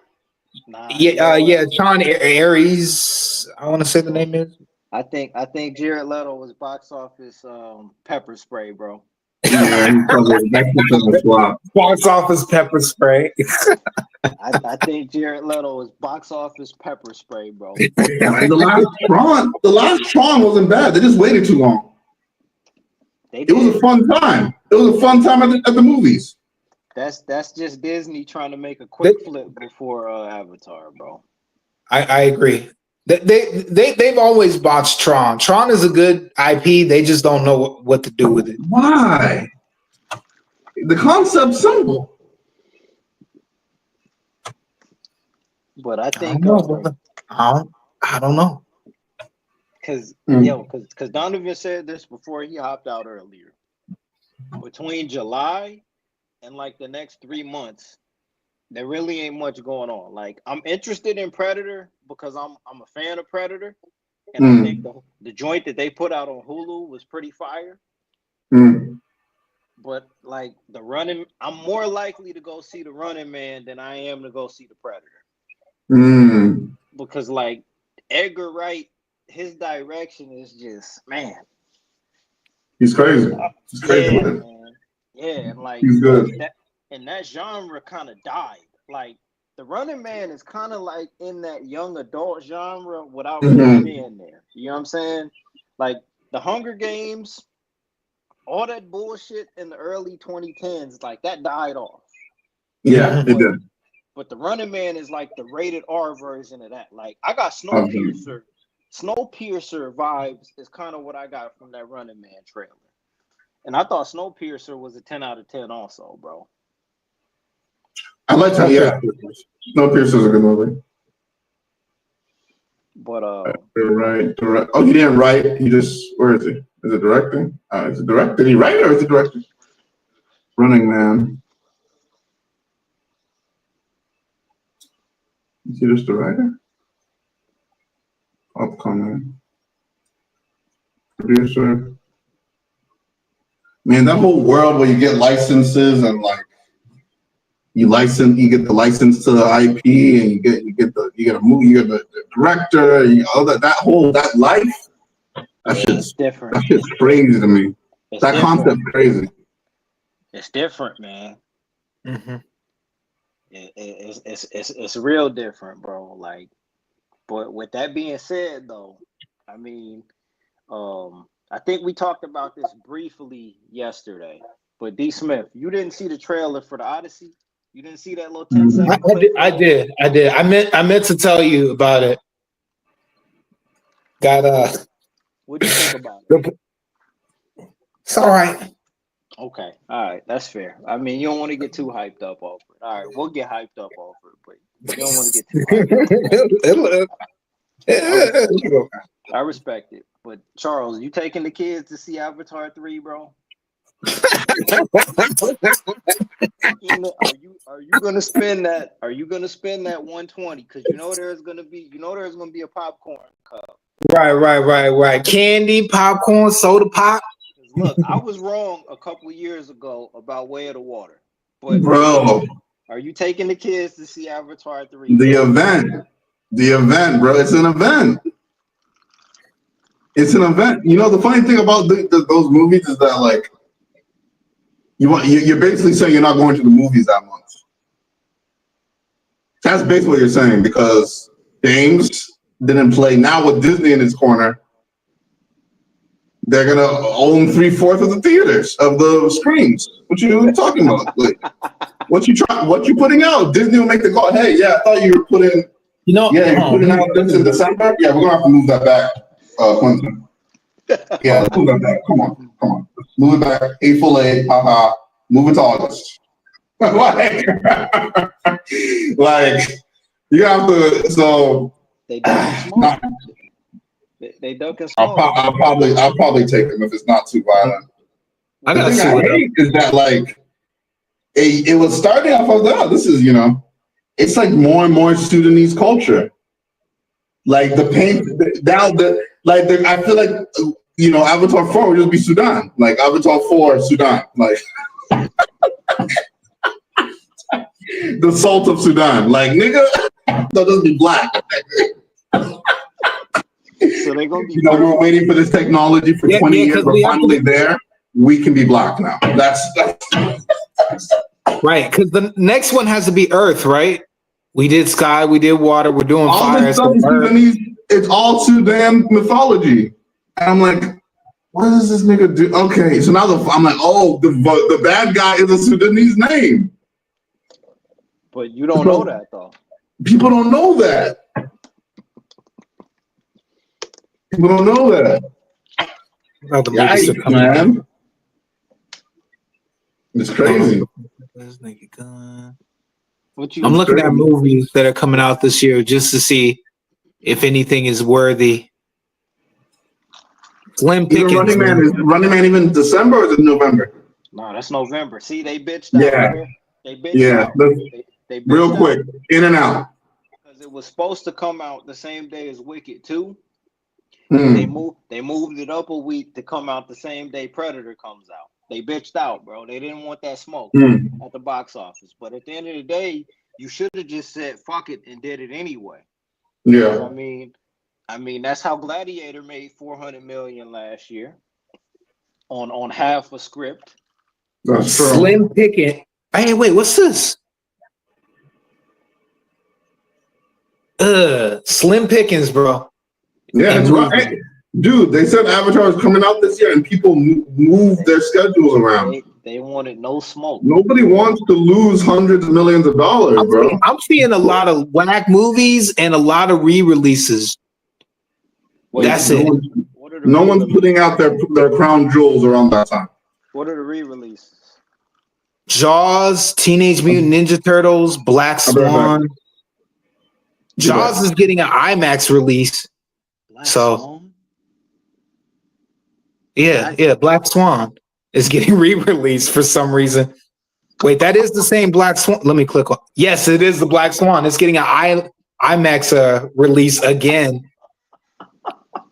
Bro, this is how bad it is. You know what? I can't be mad. Maybe this is a good thing. Maybe this is a good thing because some of these movies that they've been re-releasing, I never got to see in theaters, like Teenage Mutant Ninja Turtles. D. Smith, you ain't going. Wait, when is it? Nah, not during that time period. Nigga, you ain't going. I just looked at the screen to see when it's playing. Nah, Look, if they release that shit tomorrow, nigga, you ain't going. I go see it. I go see the old Ninja Turtles. I go see it. Nigga, you ain't going, man. You ain't if you haven't went to see Fantastic Four yet, there's no way you're going to see a re-release of Ninja Turtles, dog. Who's to say? Nigga, you ain't going. Apollo 13, man, they scraping the bottom of the barrel with some of these older movies. Shout out to Spielberg, right? Yeah. What? Okay, what is Hymns about? So, if I'm being honest, Oh yeah, I seen the trailer for the. Yeah. I'm good. I'm good, man. I'm good on that shit. I'm good on that. Because I think that like I kind of like the idea of that because what I'm gonna say, there's a couple things I like about that trailer. Number one, I like that Marlon Wayans is taking a serious acting role. Agreed. Number two, I like that it's a sports movie, but it's not traditional because the idea that a lot of people have online is that people who are successful are a part of the Illuminati or that they sell their soul to whatever, right? Mm-hmm. So the trailer kind of looks like it's leaning into that. I kind of like that. You know what I'm saying? So I'm gonna give that a shot, like, because it's kind of breaking out of the formula. And on top of that, I don't think there's been a good football movie since Any Given Sunday. And that's another classic, by the way. Any Given Sunday is probably the best football movie ever made. Running Man has no competition. Predator is a little bit of competition. Oh wait, yeah. I, like right as you said that, I saw Predator. Yeah, that's the only thing. And the thing is, it's fucked up because I wanted to see both of those movies, but now I got to choose.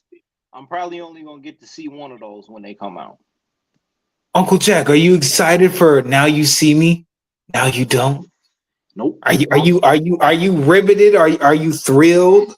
Do you get the tingles at the idea of watching a sequel that nobody fucking asked for? I made it through the first half hour of the first movie, and it didn't work for me because Ocean's 11 is better. I agree. Oh, Zootopia comes out for Thanksgiving. That'll make $1 billion. Nah. Or that'll come damn sure close.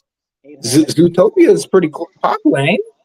Yeah, and then I think the Rock's A24 debut comes out sometime around then, but I don't think anyone's going to see that, bro.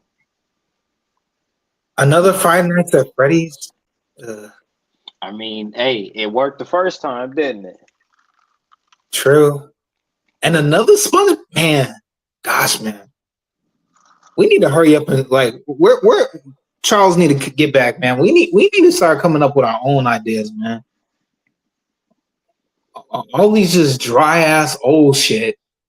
SpongeBob is going up against Avatar. Good luck with that. Wait. They making another SpongeBob flick, bro? Yeah, bro. It comes out the same day as All right, look, let me ask you a question, bro. D Smith, right? So you're 31? 32, man. My birthday was a while back. Okay, happy belated too, by the way, right? SpongeBob, right? Damn, man. Yeah. That's upstairs, right? Absolutely. Okay. I feel like it got tainted, but absolutely. After the first movie, SpongeBob was no longer cool. He became retarded. When did it get after the first movie, right? After the first movie. So, when you may or may not be under the influence of whatever it is that you choose to be under the influence of, you got Ed, and Eddie, you got SpongeBob, and let's say you got Rocco's Modern Life and Rocco. Which one you picking, bro? Damn, you already know it's a tie either between Ed, and Eddie or SpongeBob. You know, because I have I have an Ed, and Eddie on DVD. I say Ed, and Eddie. Go cartoon, bro. I'm glad. Let's carry this over into something else here. SpongeBob is upstairs media, but what I don't like personally, I don't like that they kind of leaned into the thing between him and Patrick a little bit too heavy, bro. Yes. In modern days, they leaned a little bit too much into that, dog. Like they didn't have to do that. No. But anyways, this is what I wanted to ask you. So right now, I think we might be like 2 weeks out from the return of King of the Hill. Oh, is that when it drops? Sometimes. Full disclosure before you start, I wasn't really much of a fan of the King of the Hill, but I watched a few episodes and it's good. It's good. It's just I don't know. It didn't hit as good as South Park. It didn't hit as good as in the other ones did. What? At the time. Nah, at the time, bro. Come on, man. I never got with South Park. Never got into South Park, bro. Never got into it. In and out. Yo, King of the Hill was funny as shit, bro. It is. Like that clip I sent you or I put up on the Discord. That was like I need to start watching King of the Hill type shit. When he's all like, we gotta be here for 3 hours. Yo, we said we was gonna be here. He stood on principle. He said we gotta be here for 3 hours. We've only been here for 2.5. Like we still got 30 minutes. Like between that like late 90s, early 2000s adult animation kind of wave between The Simpsons, Family Guy, Futurama, South Park, King of the Hill. King of the Hill was better than all of them shits, bro. Okay. Futurama is a close second. Because I think Futurama is better than The Simpsons. But like I fuck with King of the Hill. I'm waiting patiently for that to come back, dog. Like I might have to pay for Hulu again to be able to watch King of the Hill. I fuck with King of the Hill more than Family Guy, to be honest. Like I think I can't watch Family Guy no more. I don't find. I stopped watching a while. Hey, like you said about being under the influence. That's probably the only time I watch new Family Guy. Old Family Guy I come back to every so often when late at night when you just want to put something stupid on and chill. But not only that. Outside of that, Family Guy has been dead for a decade now. Nah, but there's no story behind Family Guy, dog. There's no story there. Same thing as Simpsons. They call like, why is that still on the air? And that's why I kind of put That's why I kind of put Futurama over The Simpsons, though. Futurama had a story. By the way, the new seasons of that are actually quite good. All right, I'm gonna have to check it out. I gotta check it out, man. Futurama made a comeback. I think A third one. a third comeback. That shit got shot like 5 times back in the day, bro. Like we won't stay dead. But yeah, bro. I mean, this is dope, man, because this is kind of like a random episode here. But Charles, you brought up a topic last night. You said directors that fell off or didn't. Directors that fell off, that had potential and fell off. Yep, let's get to that. Let's get to that, bro. D. Smith, you got what? About how much time you got, D. Smith? I can run for another hour. Yeah, we good then. We good. Let's get. Yeah, we're good. I've been hopping back and forth. It was just dinner, so I sent the kid. No, you good, bro. No, you good, bro. Yeah.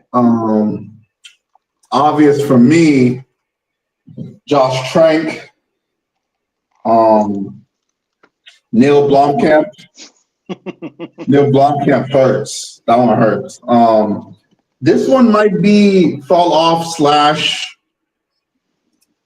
they didn't want to give him any more money to make movies. Shaka King. Y'all remember Shaka King, Black Messiah? Yeah. What happened? What happened? Because Black Messiah was incredible. What happened? That movie was incredible. It felt so no punches pulled. Like that was an incredible film. Which is crazy because that's his debut, right? Yep. How do you shoot that on your debut? And then you out of there. And he's gone. No, he doesn't. No gatekeeper. No rabbi. He doesn't have a rabbi. Damn. That movie was incredible. And what was the other one you said? Neil Blomkamp? Neil Blomkamp, District 9. So let's take a dive on this for a second, right? You said Josh Trank first. Where did it go wrong for Josh Trank? Because I think he went. Oh, go ahead. Sorry. No, I was just gonna say, like, Chronicle was the birth, or kind of like the reintroduction of Michael B. Jordan. Yeah. And the introduction of Miles Teller. Yep. And it was really Dragon Ball Z. No. Miles Teller wasn't in Chronicle. Yeah, he was, bro. Miles Teller. You mean Fantastic Four? No, both of them was in Chronicle, dog. I swear. No. It was. Hold on, maybe I'm wrong. The other kid, the weird one. It was his introduction.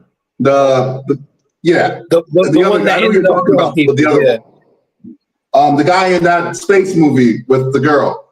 You're right about that guy and Michael B. Jordan. Yeah, the other guy didn't blow up. He stayed indie. You're right about that. My bad, dog. No, you're good. I knew what you were talking about.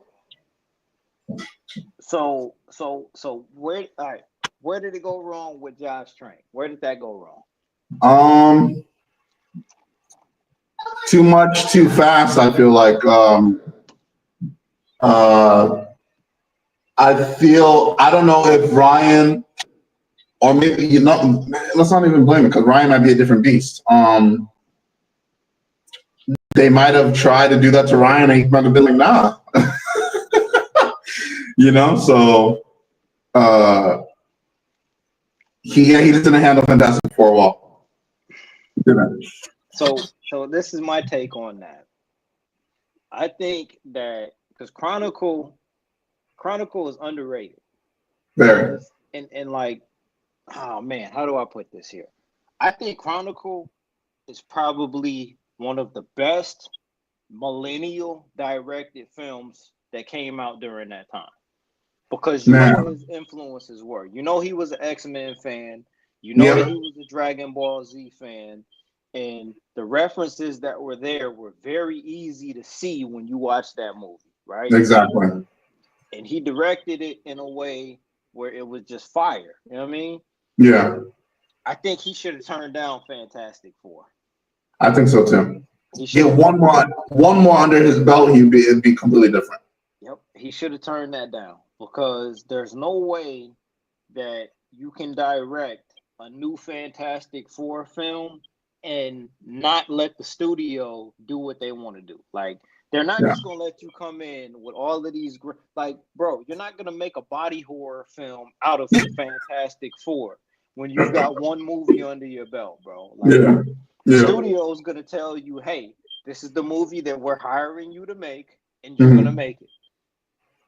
If he would have stayed quiet after it came out, it would have worked out better for him. But he crashed the fuck out.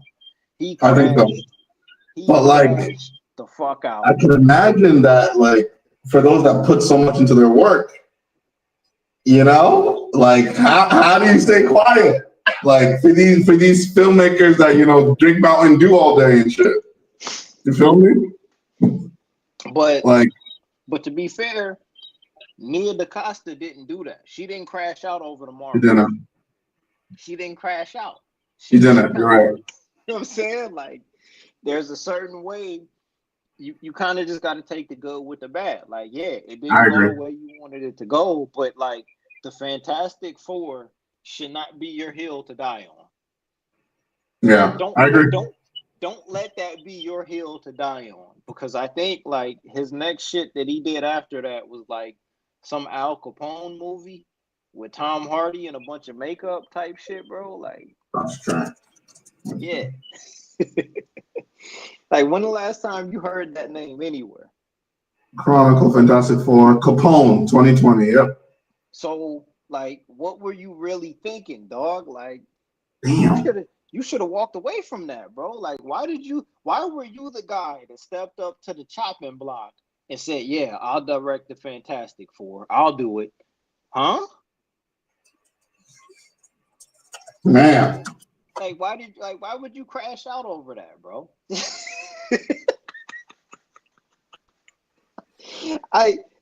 it right there. We're never gonna see him again, bro. No, I don't think so. He's like gone. He's really gone. He's really gone.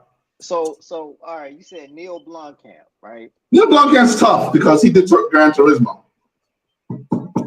I know D. Smith like Gran Turismo. Yeah, I was gonna sit up for D. Smith. So he did Gran Turismo. So he's stepped out of the sci-fi arena, but he's still his name is still in the game. Gran Turismo was pretty good. It was a standard movie though. Okay. So anybody could have did it. Anybody could have did it. All right. And with that being said, F1 just came out this year. True. D. Smith, you went to see F1, right? Yeah. Okay. Yes. You saw F1 and then instantly forgot about Gran Turismo. Yes. Okay. No, I say that because I was sitting calculating. No.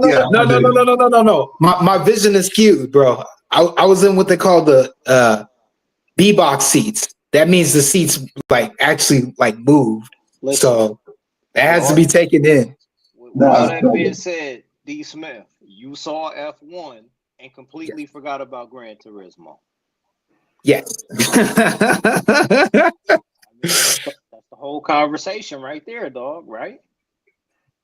Yes. Hey,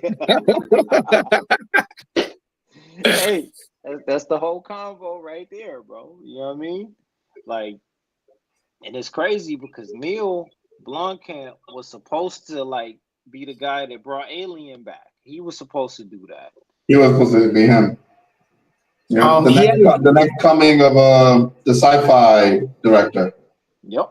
He had another movie called Off the Grid. No Blomkamp? Yes. 2023, a movie called Off the Grid. It says that it's a video game movie. It looked like that shit he did with what's his face? Where it was not District what was Elysium? the other one? Elysium, yes. Elysium, yes. Okay. It looks like they got the same get up. That's crazy. I don't see that on his IMDb. I never heard of that. Never heard of that before, bro. Yeah, heard it. Maybe he's getting game money. I swear I never heard I that. I heard that video game director money's different. Oh, okay. I hope so. You may not get an award for it, but I heard that money's different. Okay, I see it. It's a video game. Yeah, off the grid video game. Okay. 2023. Never heard of this, bro. Wait, where's even the release date? I don't even see. It came out already. It's 2023. Yeah, but the actual date. You know what I mean? Let me see. It says it was released in the United States. Okay. I swear I never heard of that shit, bro. Me either. I don't see. Let me go somewhere. Look. Directors that fell off. I mean, those are like the two biggest examples, dog. Stranger Things. Oh yeah. What are they named? The Duffer Brothers. The Duffer Brothers. Yeah, they thought they're gonna be the new Coens. Man, listen, and well. Well.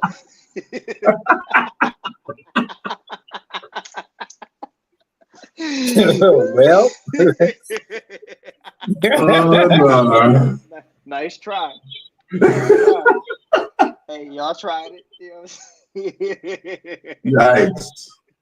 Yep, y'all tried it, bro. I mean, to be honest, no, but the part of it that's fucked up, Charles, is that now it doesn't really even matter. You know what I mean? It's more about the IPs than it is the vision behind who makes it.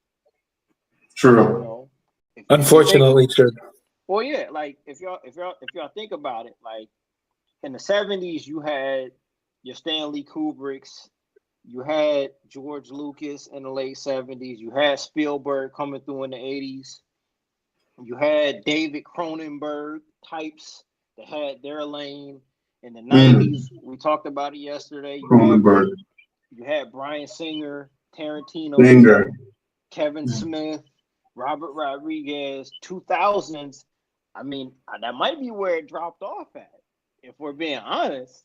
In the 2000s, like I think in the 2000s, maybe Steven Soderbergh with Traffic and Ocean's 11. That's a back too. Other than that, like it kind of dropped off after that, right? You know, Sam Raimi in the 80s and all of that, like the Coen brothers in the 90s, like they really got catalog type joints. Who has a catalog? Like in the 2000s, it's really just Ryan Coogler, Jordan Peele, and Christopher Nolan. Who else has a catalog like that, bro? That's crazy. Like, who has a catalog?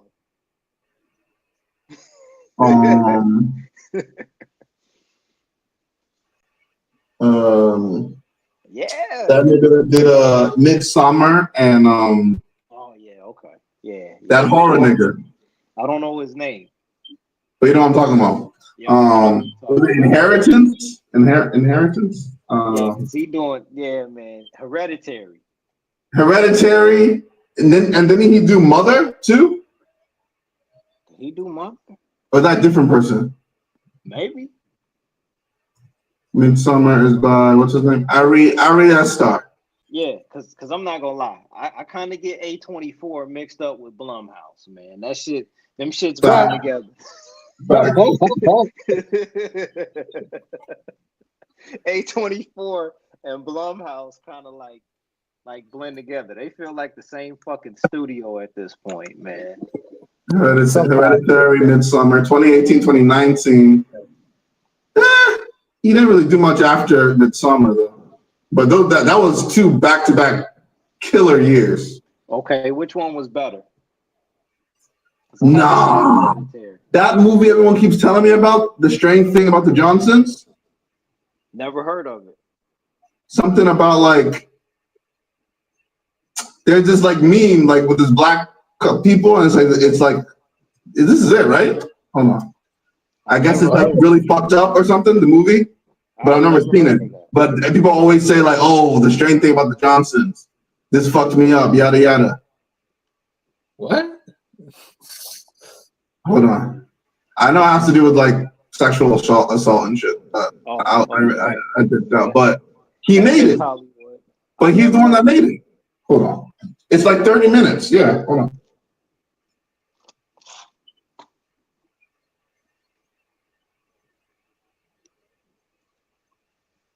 I've never heard of that, bro. That's crazy that a white man made that movie. I swear I've never heard of that, Charles.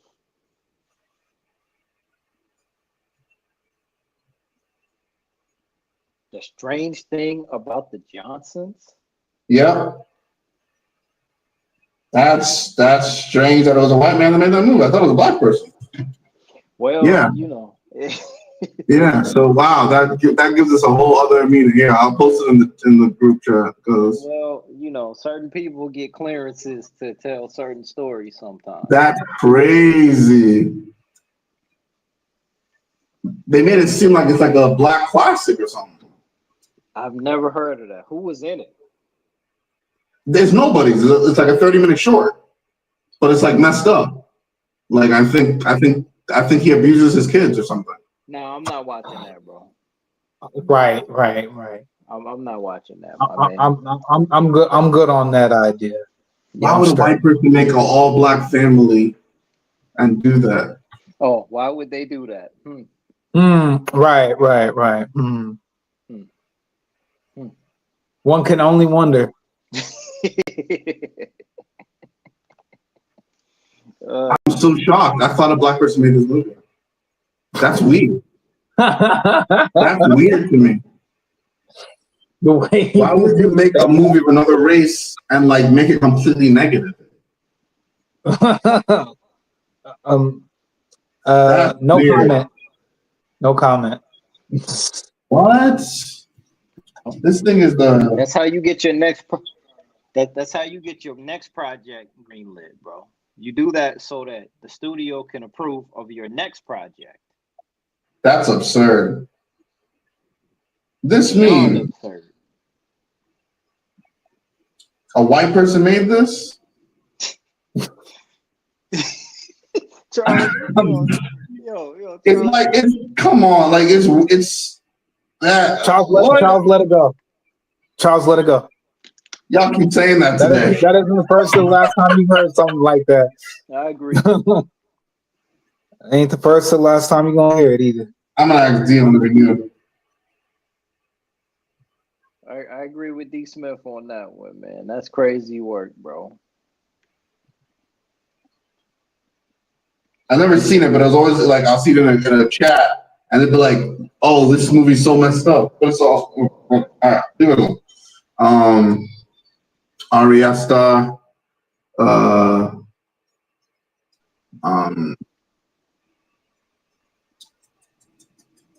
who Hey, made? Hey, can y'all hear me? Yeah, I hear you. All right, bad. I'm just looking at I'm looking at my laptop. You know what I'm saying? Making sure this Wi-Fi connect ain't fucked up. But yeah, man. Heard that. I mean, look, I've never seen Hereditary. I need to watch that because Hereditary is crazy. I thought Midsummer was okay. I thought it was all right. That's crazy. Something that's not prevalent in our community. You would go make a movie from that's prevalent in your community and put on another community? Yep. You can do that, Charles, though. Am I tripping? Charles. This is not the first or the last time that has happened. Let it go, brother. Let it go. I just wonder what the thought process is. For your own health. Let it from one person to another. Let it go. I mean, that's how you get your next project greenlit. That's how you get a budget for your next project. We saw your last picture and we quite liked it. I mean, if I'm being honest, like at the end of the day, I mean, I hate to I don't even want to like make it about this, but at the end of the day, I mean, in terms of content related to, Black people specifically, as far as America is concerned, there's only so much that you're allowed clearance to be able to produce. There's only a certain level of clearance that you can make, right? Mm-hmm. But then in terms of other people telling these stories, they have free reign to do whatever they want to do because Ari Aster might have a track record of being able to make content that everybody can consume, as opposed to just one specific audience. Yeah. Hey, man. You're right. You're right. You know. You're right. Man, that's crazy, man. Well, no, but and if we're being honest, that's why somebody like a Ryan Coogler is, pretty Super smart, important. Mm-hmm. and even a Jordan Peele is very important because they're able to make, I'm gonna say products or content. They're able to make content that might be culturally centered, but has an appeal to a wider audience. Yeah. I mean, these are the rules, unfortunately. At least in terms of over here in America, those are the rules. I don't like it. I'm sure, Charles, from what it sounds like, you don't like it either. But... Nah, really? Is that what you got for that? I mean, it's a dirty. Charles, it sounds like you're not feeling it. I don't know. I'm on the fence. No, I mean, I'm not feeling that shit either. I'm not. Yeah. I'm not a fan. I'm not a fan of that shit either. I don't like that shit either. But I'll ask ChatGPT what it's about. But it's better to at least kind of acknowledge it for what it is. You know what I mean? Mm-hmm. Like, I don't know, man. It's funny because. Go ahead, bro. I'm about to pivot into something else. Hey, Charles, is your chat GBT getting like fancy with you? Fancy as in how? Like it's starting to like interact with you on a bigger scale and getting to know you, getting to know all about you. Like it asking me questions? No, but it makes back like witty remarks and dives deeper into stuff that you're already into, and it's starting to like get a little bit more deep. So I keep my response. So one, I silo off my data. So my ChatGPT, I split up things I talk about, so they don't talk to each other. So every interaction with my ChatGPT is like the first time we're talking. Oh, okay, man, I wish I could do. I mean, I like it. I like it, but at the same time, you can ask it not to save any prior responses and don't check any prior responses when we're discussing. You can train it to do that. But that thing you sent me was dope about how it's like thinking on two lanes. So like I'm thinking of an answer and I'm also thinking of how you can digest this answer. Yes. And another thing that was interesting was how they'll ask a question, and this one really blew my mind because someone that's bilingual, right? So like you speak any language besides English? No, I don't know. I'll ask Uncle Jack when he's back. But someone that's bilingual, they process things differently than a single language, right? So like, I could say something like,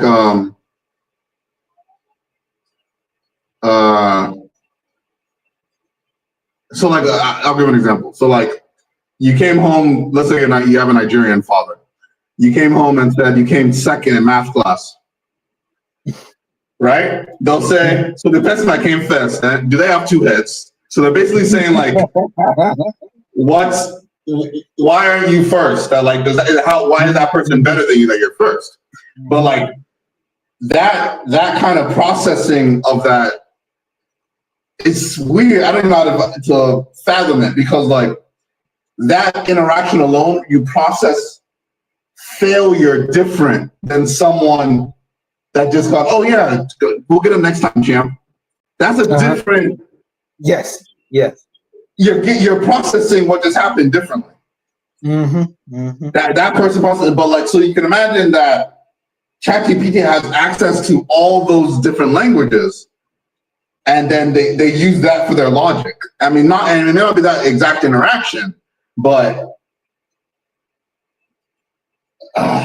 1 and 1 can equal 2 in very different ways. You know what I'm saying? If that makes sense. So it's very interesting. That's what it does because it's almost like doing 3 different things. It's working on whatever you want, working on the best version of whatever you want across different languages, and then working on how to explain it to you. That's fucking crazy. And then at the same time, it's interpreting its own version while interpreting a version to tell you. Yes. Yeah, which is like what that's like the some what the fuck. It's literally depending on what they give it access to. It's inevitable that it will be a Skynet situation. It's not even like a joke. It's not even. It's literally right. the surprise to be that it shouldn't happen yet. That's really what you should be surprised about, because it's really like as soon as the switch was flipped, that's a process that should have ran by now. So Still what's the too early. timeline? Either I don't know. It should have already happened. It should have already happened. Don't say that, So man. now the weird thing is, why hasn't it happened? That's really what you should be freaked out about. Why hasn't it happened? The powers that be are actually smart enough. No, more than we like to powers believe. that be and smart should never be the same sentence. I don't believe that. I don't believe that at all. And then there's the other section of they've had this. I work in tech. You don't get the product until like 2 years later.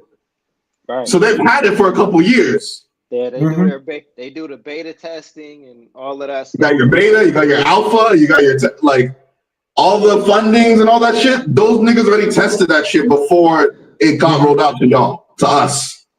So that's another part. So what you're saying, this is the question that I'm gonna ask then, right? Obviously, it's too late now, but we're cooked. yeah, it's too late now. But do you feel as though there should have been a push to dissuade people from using AI at all? No. I don't think. I think there should have been guardrails in regards to identity. That's the scary part. So there's two things I didn't anticipate with, because they didn't show it in the fucking movies, Terminator and shit. Art, entertainment, art, being able to make a Michael Jackson song and it sounds amazing. That shit, no one thought of that. I can guarantee you. No one thought of that. And the second part is the identity thing. The idea that I can screenshot this, pull you out, Uncle Jack, and I can make you do whatever pose I want and take pictures with you and pose you anywhere and put you in a ring camera at a location you've never been at. Yeah. I'm never cutting my hair. When I don't want them to know who I am anymore, I'll shave my head bald. I'm never cutting my hair. Because you literally we were able to start erasing people from pictures. Literally need to think of you should never be off camera without your hat and glasses. That should be your identity in regards to the digital world. There shouldn't be a version of you that isn't without what you have now. They shouldn't have more than one version of you. Damn. This should be it. This should be digital Uncle Jack. And then when you're off camera, and move around freely. Serious, straight up. Because that was the part that weren't there. The identity part and the art part were not anticipated. And it was cute, and people were playing around when it was Snapchat, and they were doing the filters, and we thought it was a game. And now they can literally duplicate you down to a dimple, online in a pose. I can throw you in another podcast saying shit you've never seen. It's not even the identity part. So Denmark got ahead of it. They can copyright your face in Denmark. They can copyright your face? You can copyright your face in Denmark. So they're smart. So you're not going to see some random someone from Denmark's face isn't going to be in some random place. So that's what America didn't do it. No one else has done that. That's the part. So for the freaky part, existential, we're going to take over. Let that go. That's done. That's happening. Yeah. Now, are they going to be dressed as D. Smith and you and me? That's the part we should have gotten ahead of, because that's the spooky part. They're not going to be they're going to be dressed and be your mannerisms and everything. That's the spooky part. That's the part that's oh, fuck. We didn't think that. Because we thought that, everybody, we got my guns, we'll strap up and we'll shoot the toasters. They're not going to look like that. They're not going to look like that. They're not gonna laugh like that. They're not gonna. Oh, I cannot compute. They're not talking like that. AI talks, bro. Yeah. I mean, they're still a little scatterbrained a little bit, but this is the early stages. They still have that weird robotic stare with the voice being a little robotic, but it's still early The voice. I heard someone talking to their GPT in patois. And what? Patois, Jamaican patois. What going on, man? Wagwan. Wagwan. You know the thing about the universe is the universe is always expanding, man. In patois. Nah. There's no robotic voice, bro. You can change the voice. Yo, like so, bro. Imagine this. This is just me being petty and bullshit, right? So, like, the porn industry is cooked. Oh yeah, porn is done. Oh, absolutely. Once that rolls out, the porn is done. It has The next money maker will be immersiveness. So that's Ready next. Player One type shit.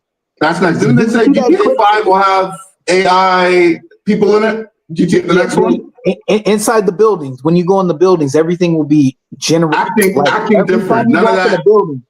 None of that shit that you know it's a bot. You won't even know, bro. It's gonna be this is yeah.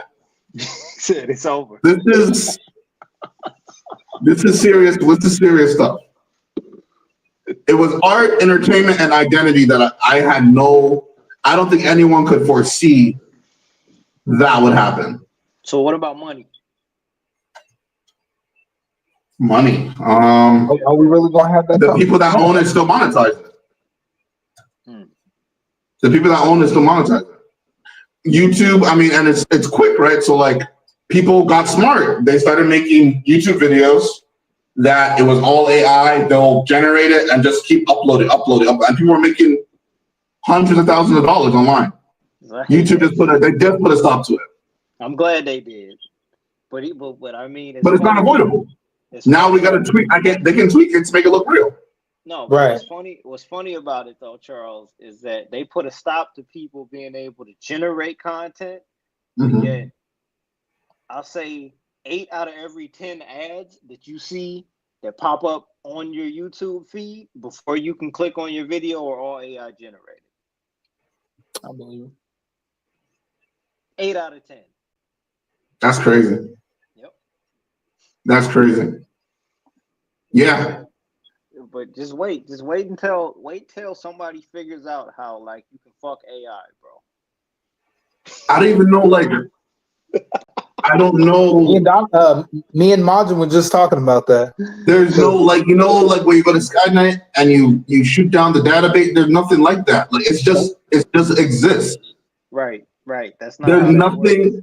There's no like they fooled us, to be honest. We thought we got to find the database it's in and we bomb it. Nah, it's right. It's not like that. When you have the cloud, that shit don't work. Well, for example, right? There's a light switch right here. Yeah, there's nothing like that. There's no light switch. There's no. It would literally just have to be no electronics. Right. There's no giant computer chip out in Dallas somewhere that you could just throw a grenade into, like John Connor. Right. Like Metroid or some shit like that. That's the part where it's supposed to be like there's supposed to be like a conspiracy theorist that everything goes through. Like, okay, what are our guardrails? There are none. So what are our guardrails? Because now I don't know if you heard about it. YouTube, Twitch, or something. Everything you have to put ID in. So now I'm not uploading my ID to nowhere. Nah. But every YouTube, I don't know if it's going through later or something, like just random shit. You need to put ID in now. So what they're trying to curb AI and they're trying to curb underage. What type of ID? Would you say ID? ID with your face and your date of birth. Nah, we ain't doing that. Yeah. Nah. Yeah. No. But yeah, digital. They always say something about cleaning your digital. I've heard this for years. Clean your digital footprint. Fuck that. You need a fake one. You need a fake digital footprint. Don't clean. You can't clean it. It's not cleanable. You need a fake one. You need a thing online with your name that you use for everything. That looks. You look like whoever you are, and that's the person. That's what they look for when they need to do anything. So you should be no more that clean. Get clean. Yeah, right. Ain't nothing like that. So the trolls got it right?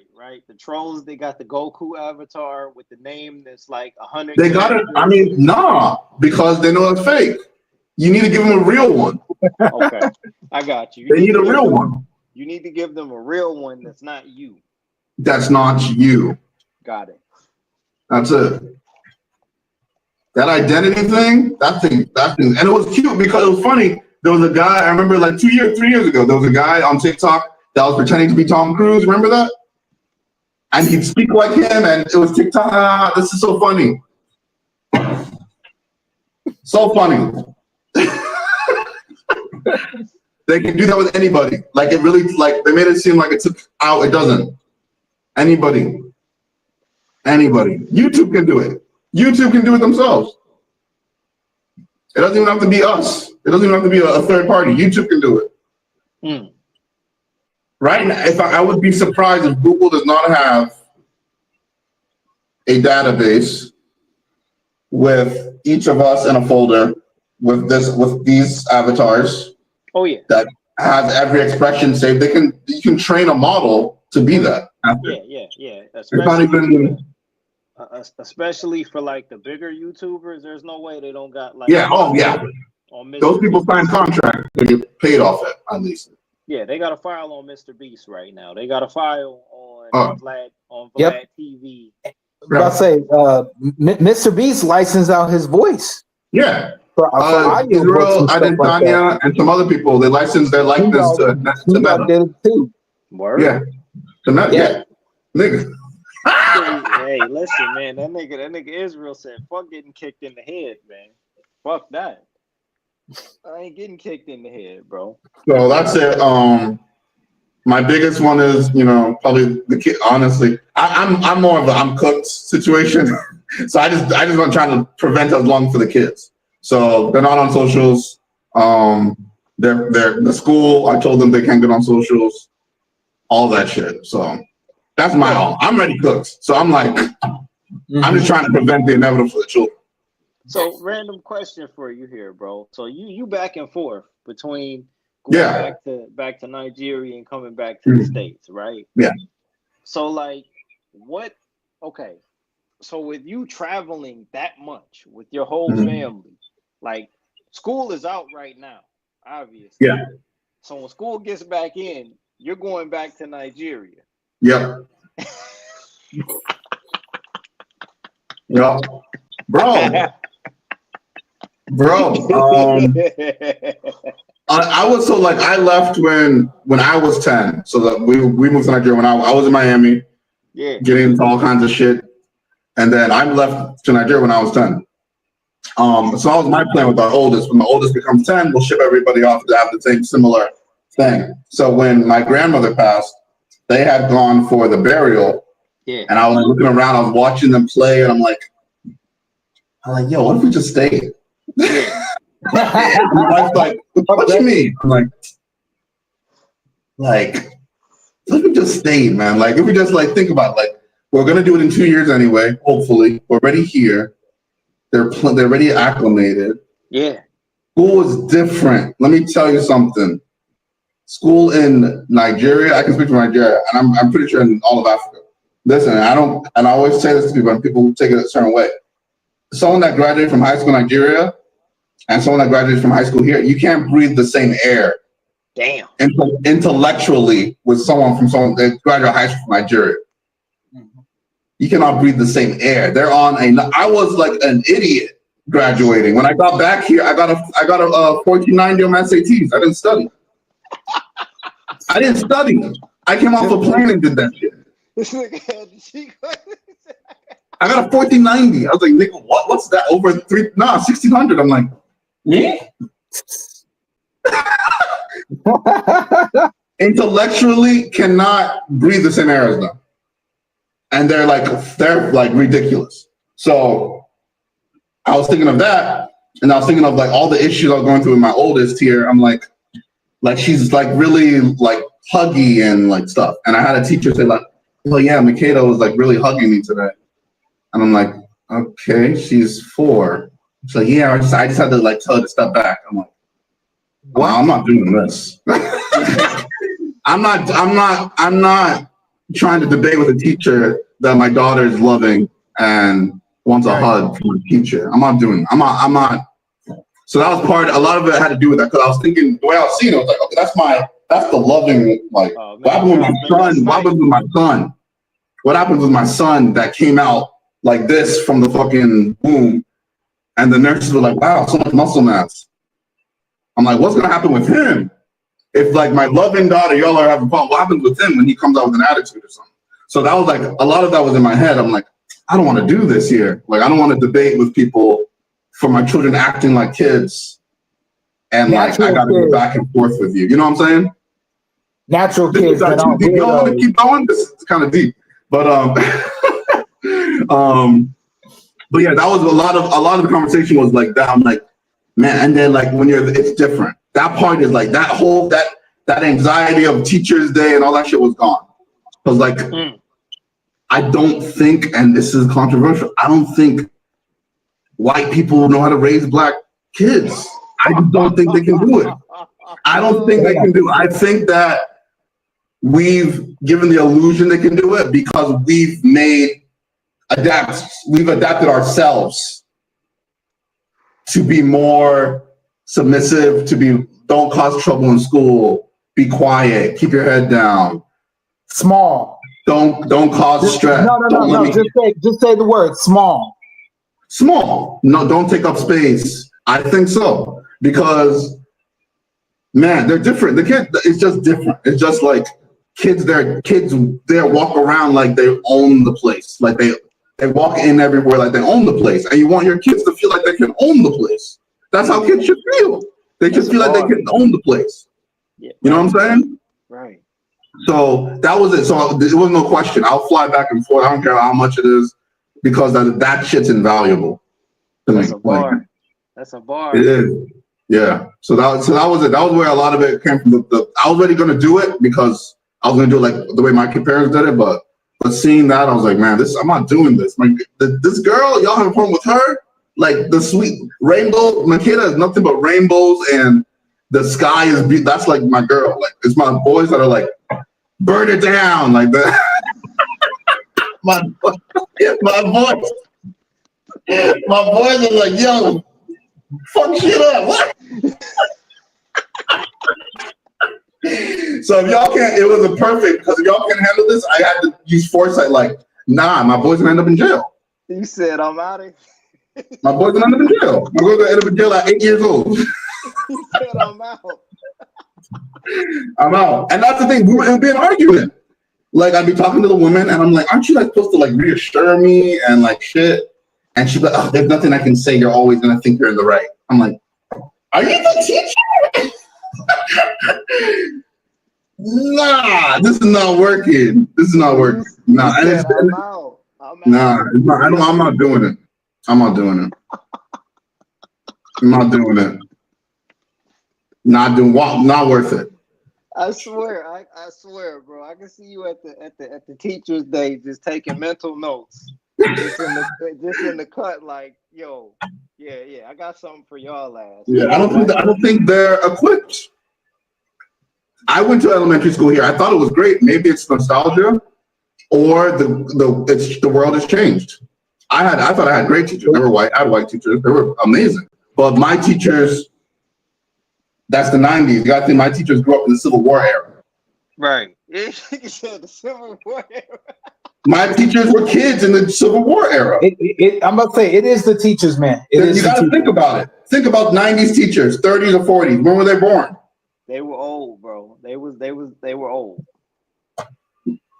So and childcare was different, man. When you actually had to handle kids, you had to handle kids. You had to learn to handle kids, and not they put my little girl, the first one, in like a detention thing, like a detention, like they don't call it like detention, like they put them. I'm like, her? Nah. All right. Nope. So with that being said, bro, right? I'm kind of thinking as far as like the creative standpoint, right? Mm. What is the creative when you think of creative standpoint and content for children, right? It's a little different, and I hate to say this, but it's different for Black children, right? Absolutely. So, what is the ideal scenario to make content for Black children? You know what I'm saying? Like we could have our kids watch Coco Melon and Miss Rachel and things like that, but it's still not the same. Nah, it isn't. What we were doing was, and it's about to get real dark in here. Yes, it's effed up. Troy said yes, it's effed up. For my kids, growing up, I only let them watch. Call Me by My Name. I only let them watch things with like where the person teaching was Black. So Miss Tab, Reading Rainbow, Fire. amazing. Reading was amazing. So like just I know it can't. I ran out of shit. There's not enough. But from the beginning, that's it. So like it's almost weird for them not to see that because I know they're not going to see that a lot. So like it's weird for them not to see like the teacher being, especially Miss Tab. Miss Tab is great. Miss Tab was like probably like it's kind of like Mr. Rogers, but Tabitha Brown. You can look her stuff up for your boy, Uncle Jack. Yeah. But yeah, that was it. I was focusing on anything. I'm like, oh, a little too light for me. Why do I imagine your little girl going, Daddy, there's no Black people here? So this is the question I'm gonna ask you then, right? Like, what do you feel is the difference now between like when Mr. Rogers was around? Now between then, right? So there was. You wouldn't. My bad. I didn't mean to interrupt you. But no, you're good. You're good. This is a good conversation. Like you wouldn't dissuade your kids from watching Mr. Rogers. We trust Mr. I wouldn't then. I would not then. No. Right. I felt like Mr. Rogers. I feel like that era were aware of everything that's happened, and they went an extra mile. They went an extra mile to try and balance it out. No. That shit's gone. That shit's gone. So I was okay with that. I'd be okay with that because they were going an extra mile. I'm okay with it. But now that that's no longer the case, not right now. Now, yeah, Mikaela's 10, my second one's 6. They have a sense of self already. Like you can't tell you can't tell them anything. It's funny. They're with one of their cousins. I don't want to put him out, but he's half Black, and they're playing, and he's like, "Well, okay, you'll be the bad guy because you're Black." Just innocent. They don't understand. He doesn't understand. They're young. And then my youngest is 4. He's like, "No, I'm not. You're the bad guy." Like to defend yourself against someone that's like 12. Like, no, I'm not. Black Panther. T'Challa's not Black. Like T'Challa's not bad. This person, he's like started naming people. And then the guy was like conceited. So, that's a good point. Okay, we'll make it. So like that's what I want because it's hard to do that when that's not what you're seeing. But when that's all you've seen, no one can tell you like, how am I the bad? I didn't do nothing. I'm not the bad guy. How am I the bad? You know what I'm saying? Mm-hmm. So I can't even train that because if someone had told me when I was a kid, I've definitely been. We've all been there. The dark kid is the Indian and the cowboys and Indians. Like we've all been there. We've been the bad guy in the group of friends. Well, my kids aren't. Nah, they're like, nah. Why would I be the bad? T'Challa's not bad. This person's not bad. Like Blade's not like. You know what I'm saying? They just start naming, but that's all they watched. So how you gonna Moon Girl's not bad? T'Challa's not Invincible Fight Girl's not bad. Like how you gonna tell them to the bad guy? So yeah, now they can watch whatever. They watch white people, Black people, straight, whatever. I don't mind it. But when those 'those years where like their world's getting built, Black. Cause that, It was black. and it's unapologetic. That the bounty hunter. I played Black Panther like 20 times. The niggas probably know the words by now. Yeah, I didn't play when they were young. I didn't play. That shit's tough, especially with a girl. Like standards of beauty and all that stuff. You got to be real careful. Yo, hey, I respect that. That's that. Yeah. I respect And now, don't get it wrong. My family thought I was crazy. Like, man, dude, that's extreme. I'm like, hey, hey, these extreme but, hey, times, not in my house. I heard that. Y'all better put on a sneakerella. I'm on no Cinderella here. Hey, but that's respect. That's Hey, respect. what is it? Oh, you guys want to put on White Christmas? You mean Jingle Jangle? Because you're not doing it from an angle of like being. No, it doesn't. It's not an angry thing. It's not an angry thing. It doesn't even have to be like that. It's not an angry thing. I just want my kids to step into a place and feel like they can own the place, like all the other kids. Mm-hmm. You know what I'm saying? Bro, those fake Jenna and fake are wild. Bro, those fake Jenna Ortega and fake Leonardo DiCaprio are wild. What's that from? Oh, is that porn? Is he talking about porn right now? Did CS3 just give up some porn? Oh man. What do you call it? Oh shit, what's that? Yeah. All right, we good? Yeah. We can. All right, guys. I got about like 10 before I got to bounce. We went straight for fatherhood and shit.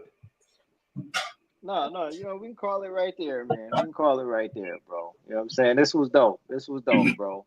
Two back to back content, man. And we had Donovan on here earlier. I was trying to get Justin up here to talk some shit, but I don't know where this nigga's at right now. Justin, the mad nucleus himself.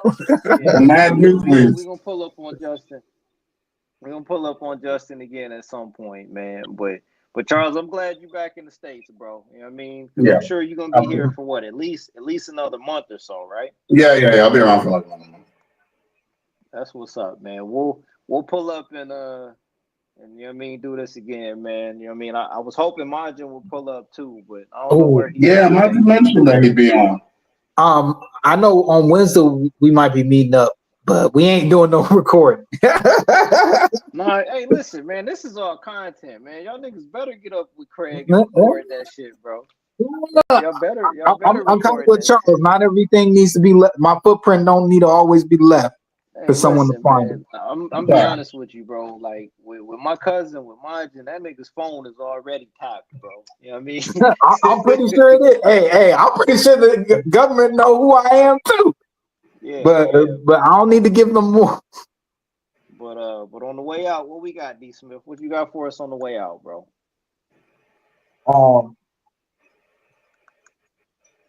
Some stuff I want to say to you when you turn this off. Okay. Other than that, appreciate y'all for watching. I got you, brother Charles. What we got on the way out, bro? Man, me and Dion are dropping a Mugen project. It's coming out crazy. Whoa. I'm excited. Say what?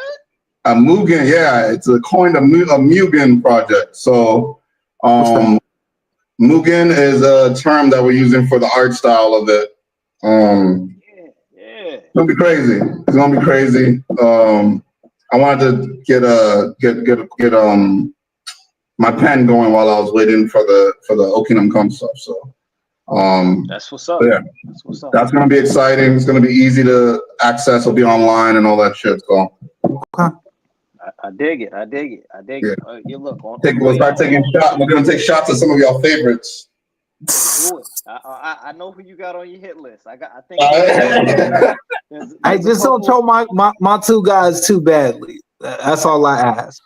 You want us to leave who? Mr. Terrific and Blue Marvel. Blue Marvel definitely took a stray. Mr. Terrific, I think it's pretty safe right now. The Shaft thing, we might have to talk about the Shaft thing, but we'll see. I have you know what? Hold on. I got one other question for you, Charles. Right? You saw Superman, right? Yeah. Okay, so I walked out of it halfway through before I that shit heard. ended, bro. Like, all I'm gonna ask you is that did James Gunn do enough for you to want to see him do that again with a sequel? No, absolutely not. All right, You cool. think is he gonna do the sequel himself again? Most likely, yes. I think so.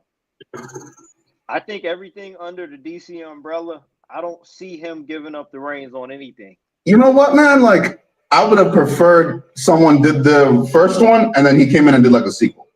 That would have been dope. I would have liked him not to touch on the parents. I would have liked him not to touch on anything that requires some kind of emotional battery, because I don't think that's his forte, man. I don't think he knows how to do it. Facts. The speech at the end with I try, I bleed, I laugh, I cry, but I step 1 foot forward, and that's what it means to be human. I'm like, you know that like he didn't just become Superman. Like he's been like an alien for 30 years. Like this isn't new. This isn't like a new thing. Like he's been an alien for like 30 something years. And another thing that bugged me was, and maybe you can explain this to me, D. Smith. So he saves the squirrel. He saves some other, but obviously want to showcase him saving. There's a scene where he's talking to Lois, and there's a catastrophe out the fucking window. Yep. Mm-hmm. But he's like, "Oh, the Justice Gang are there." I'm like, Hey.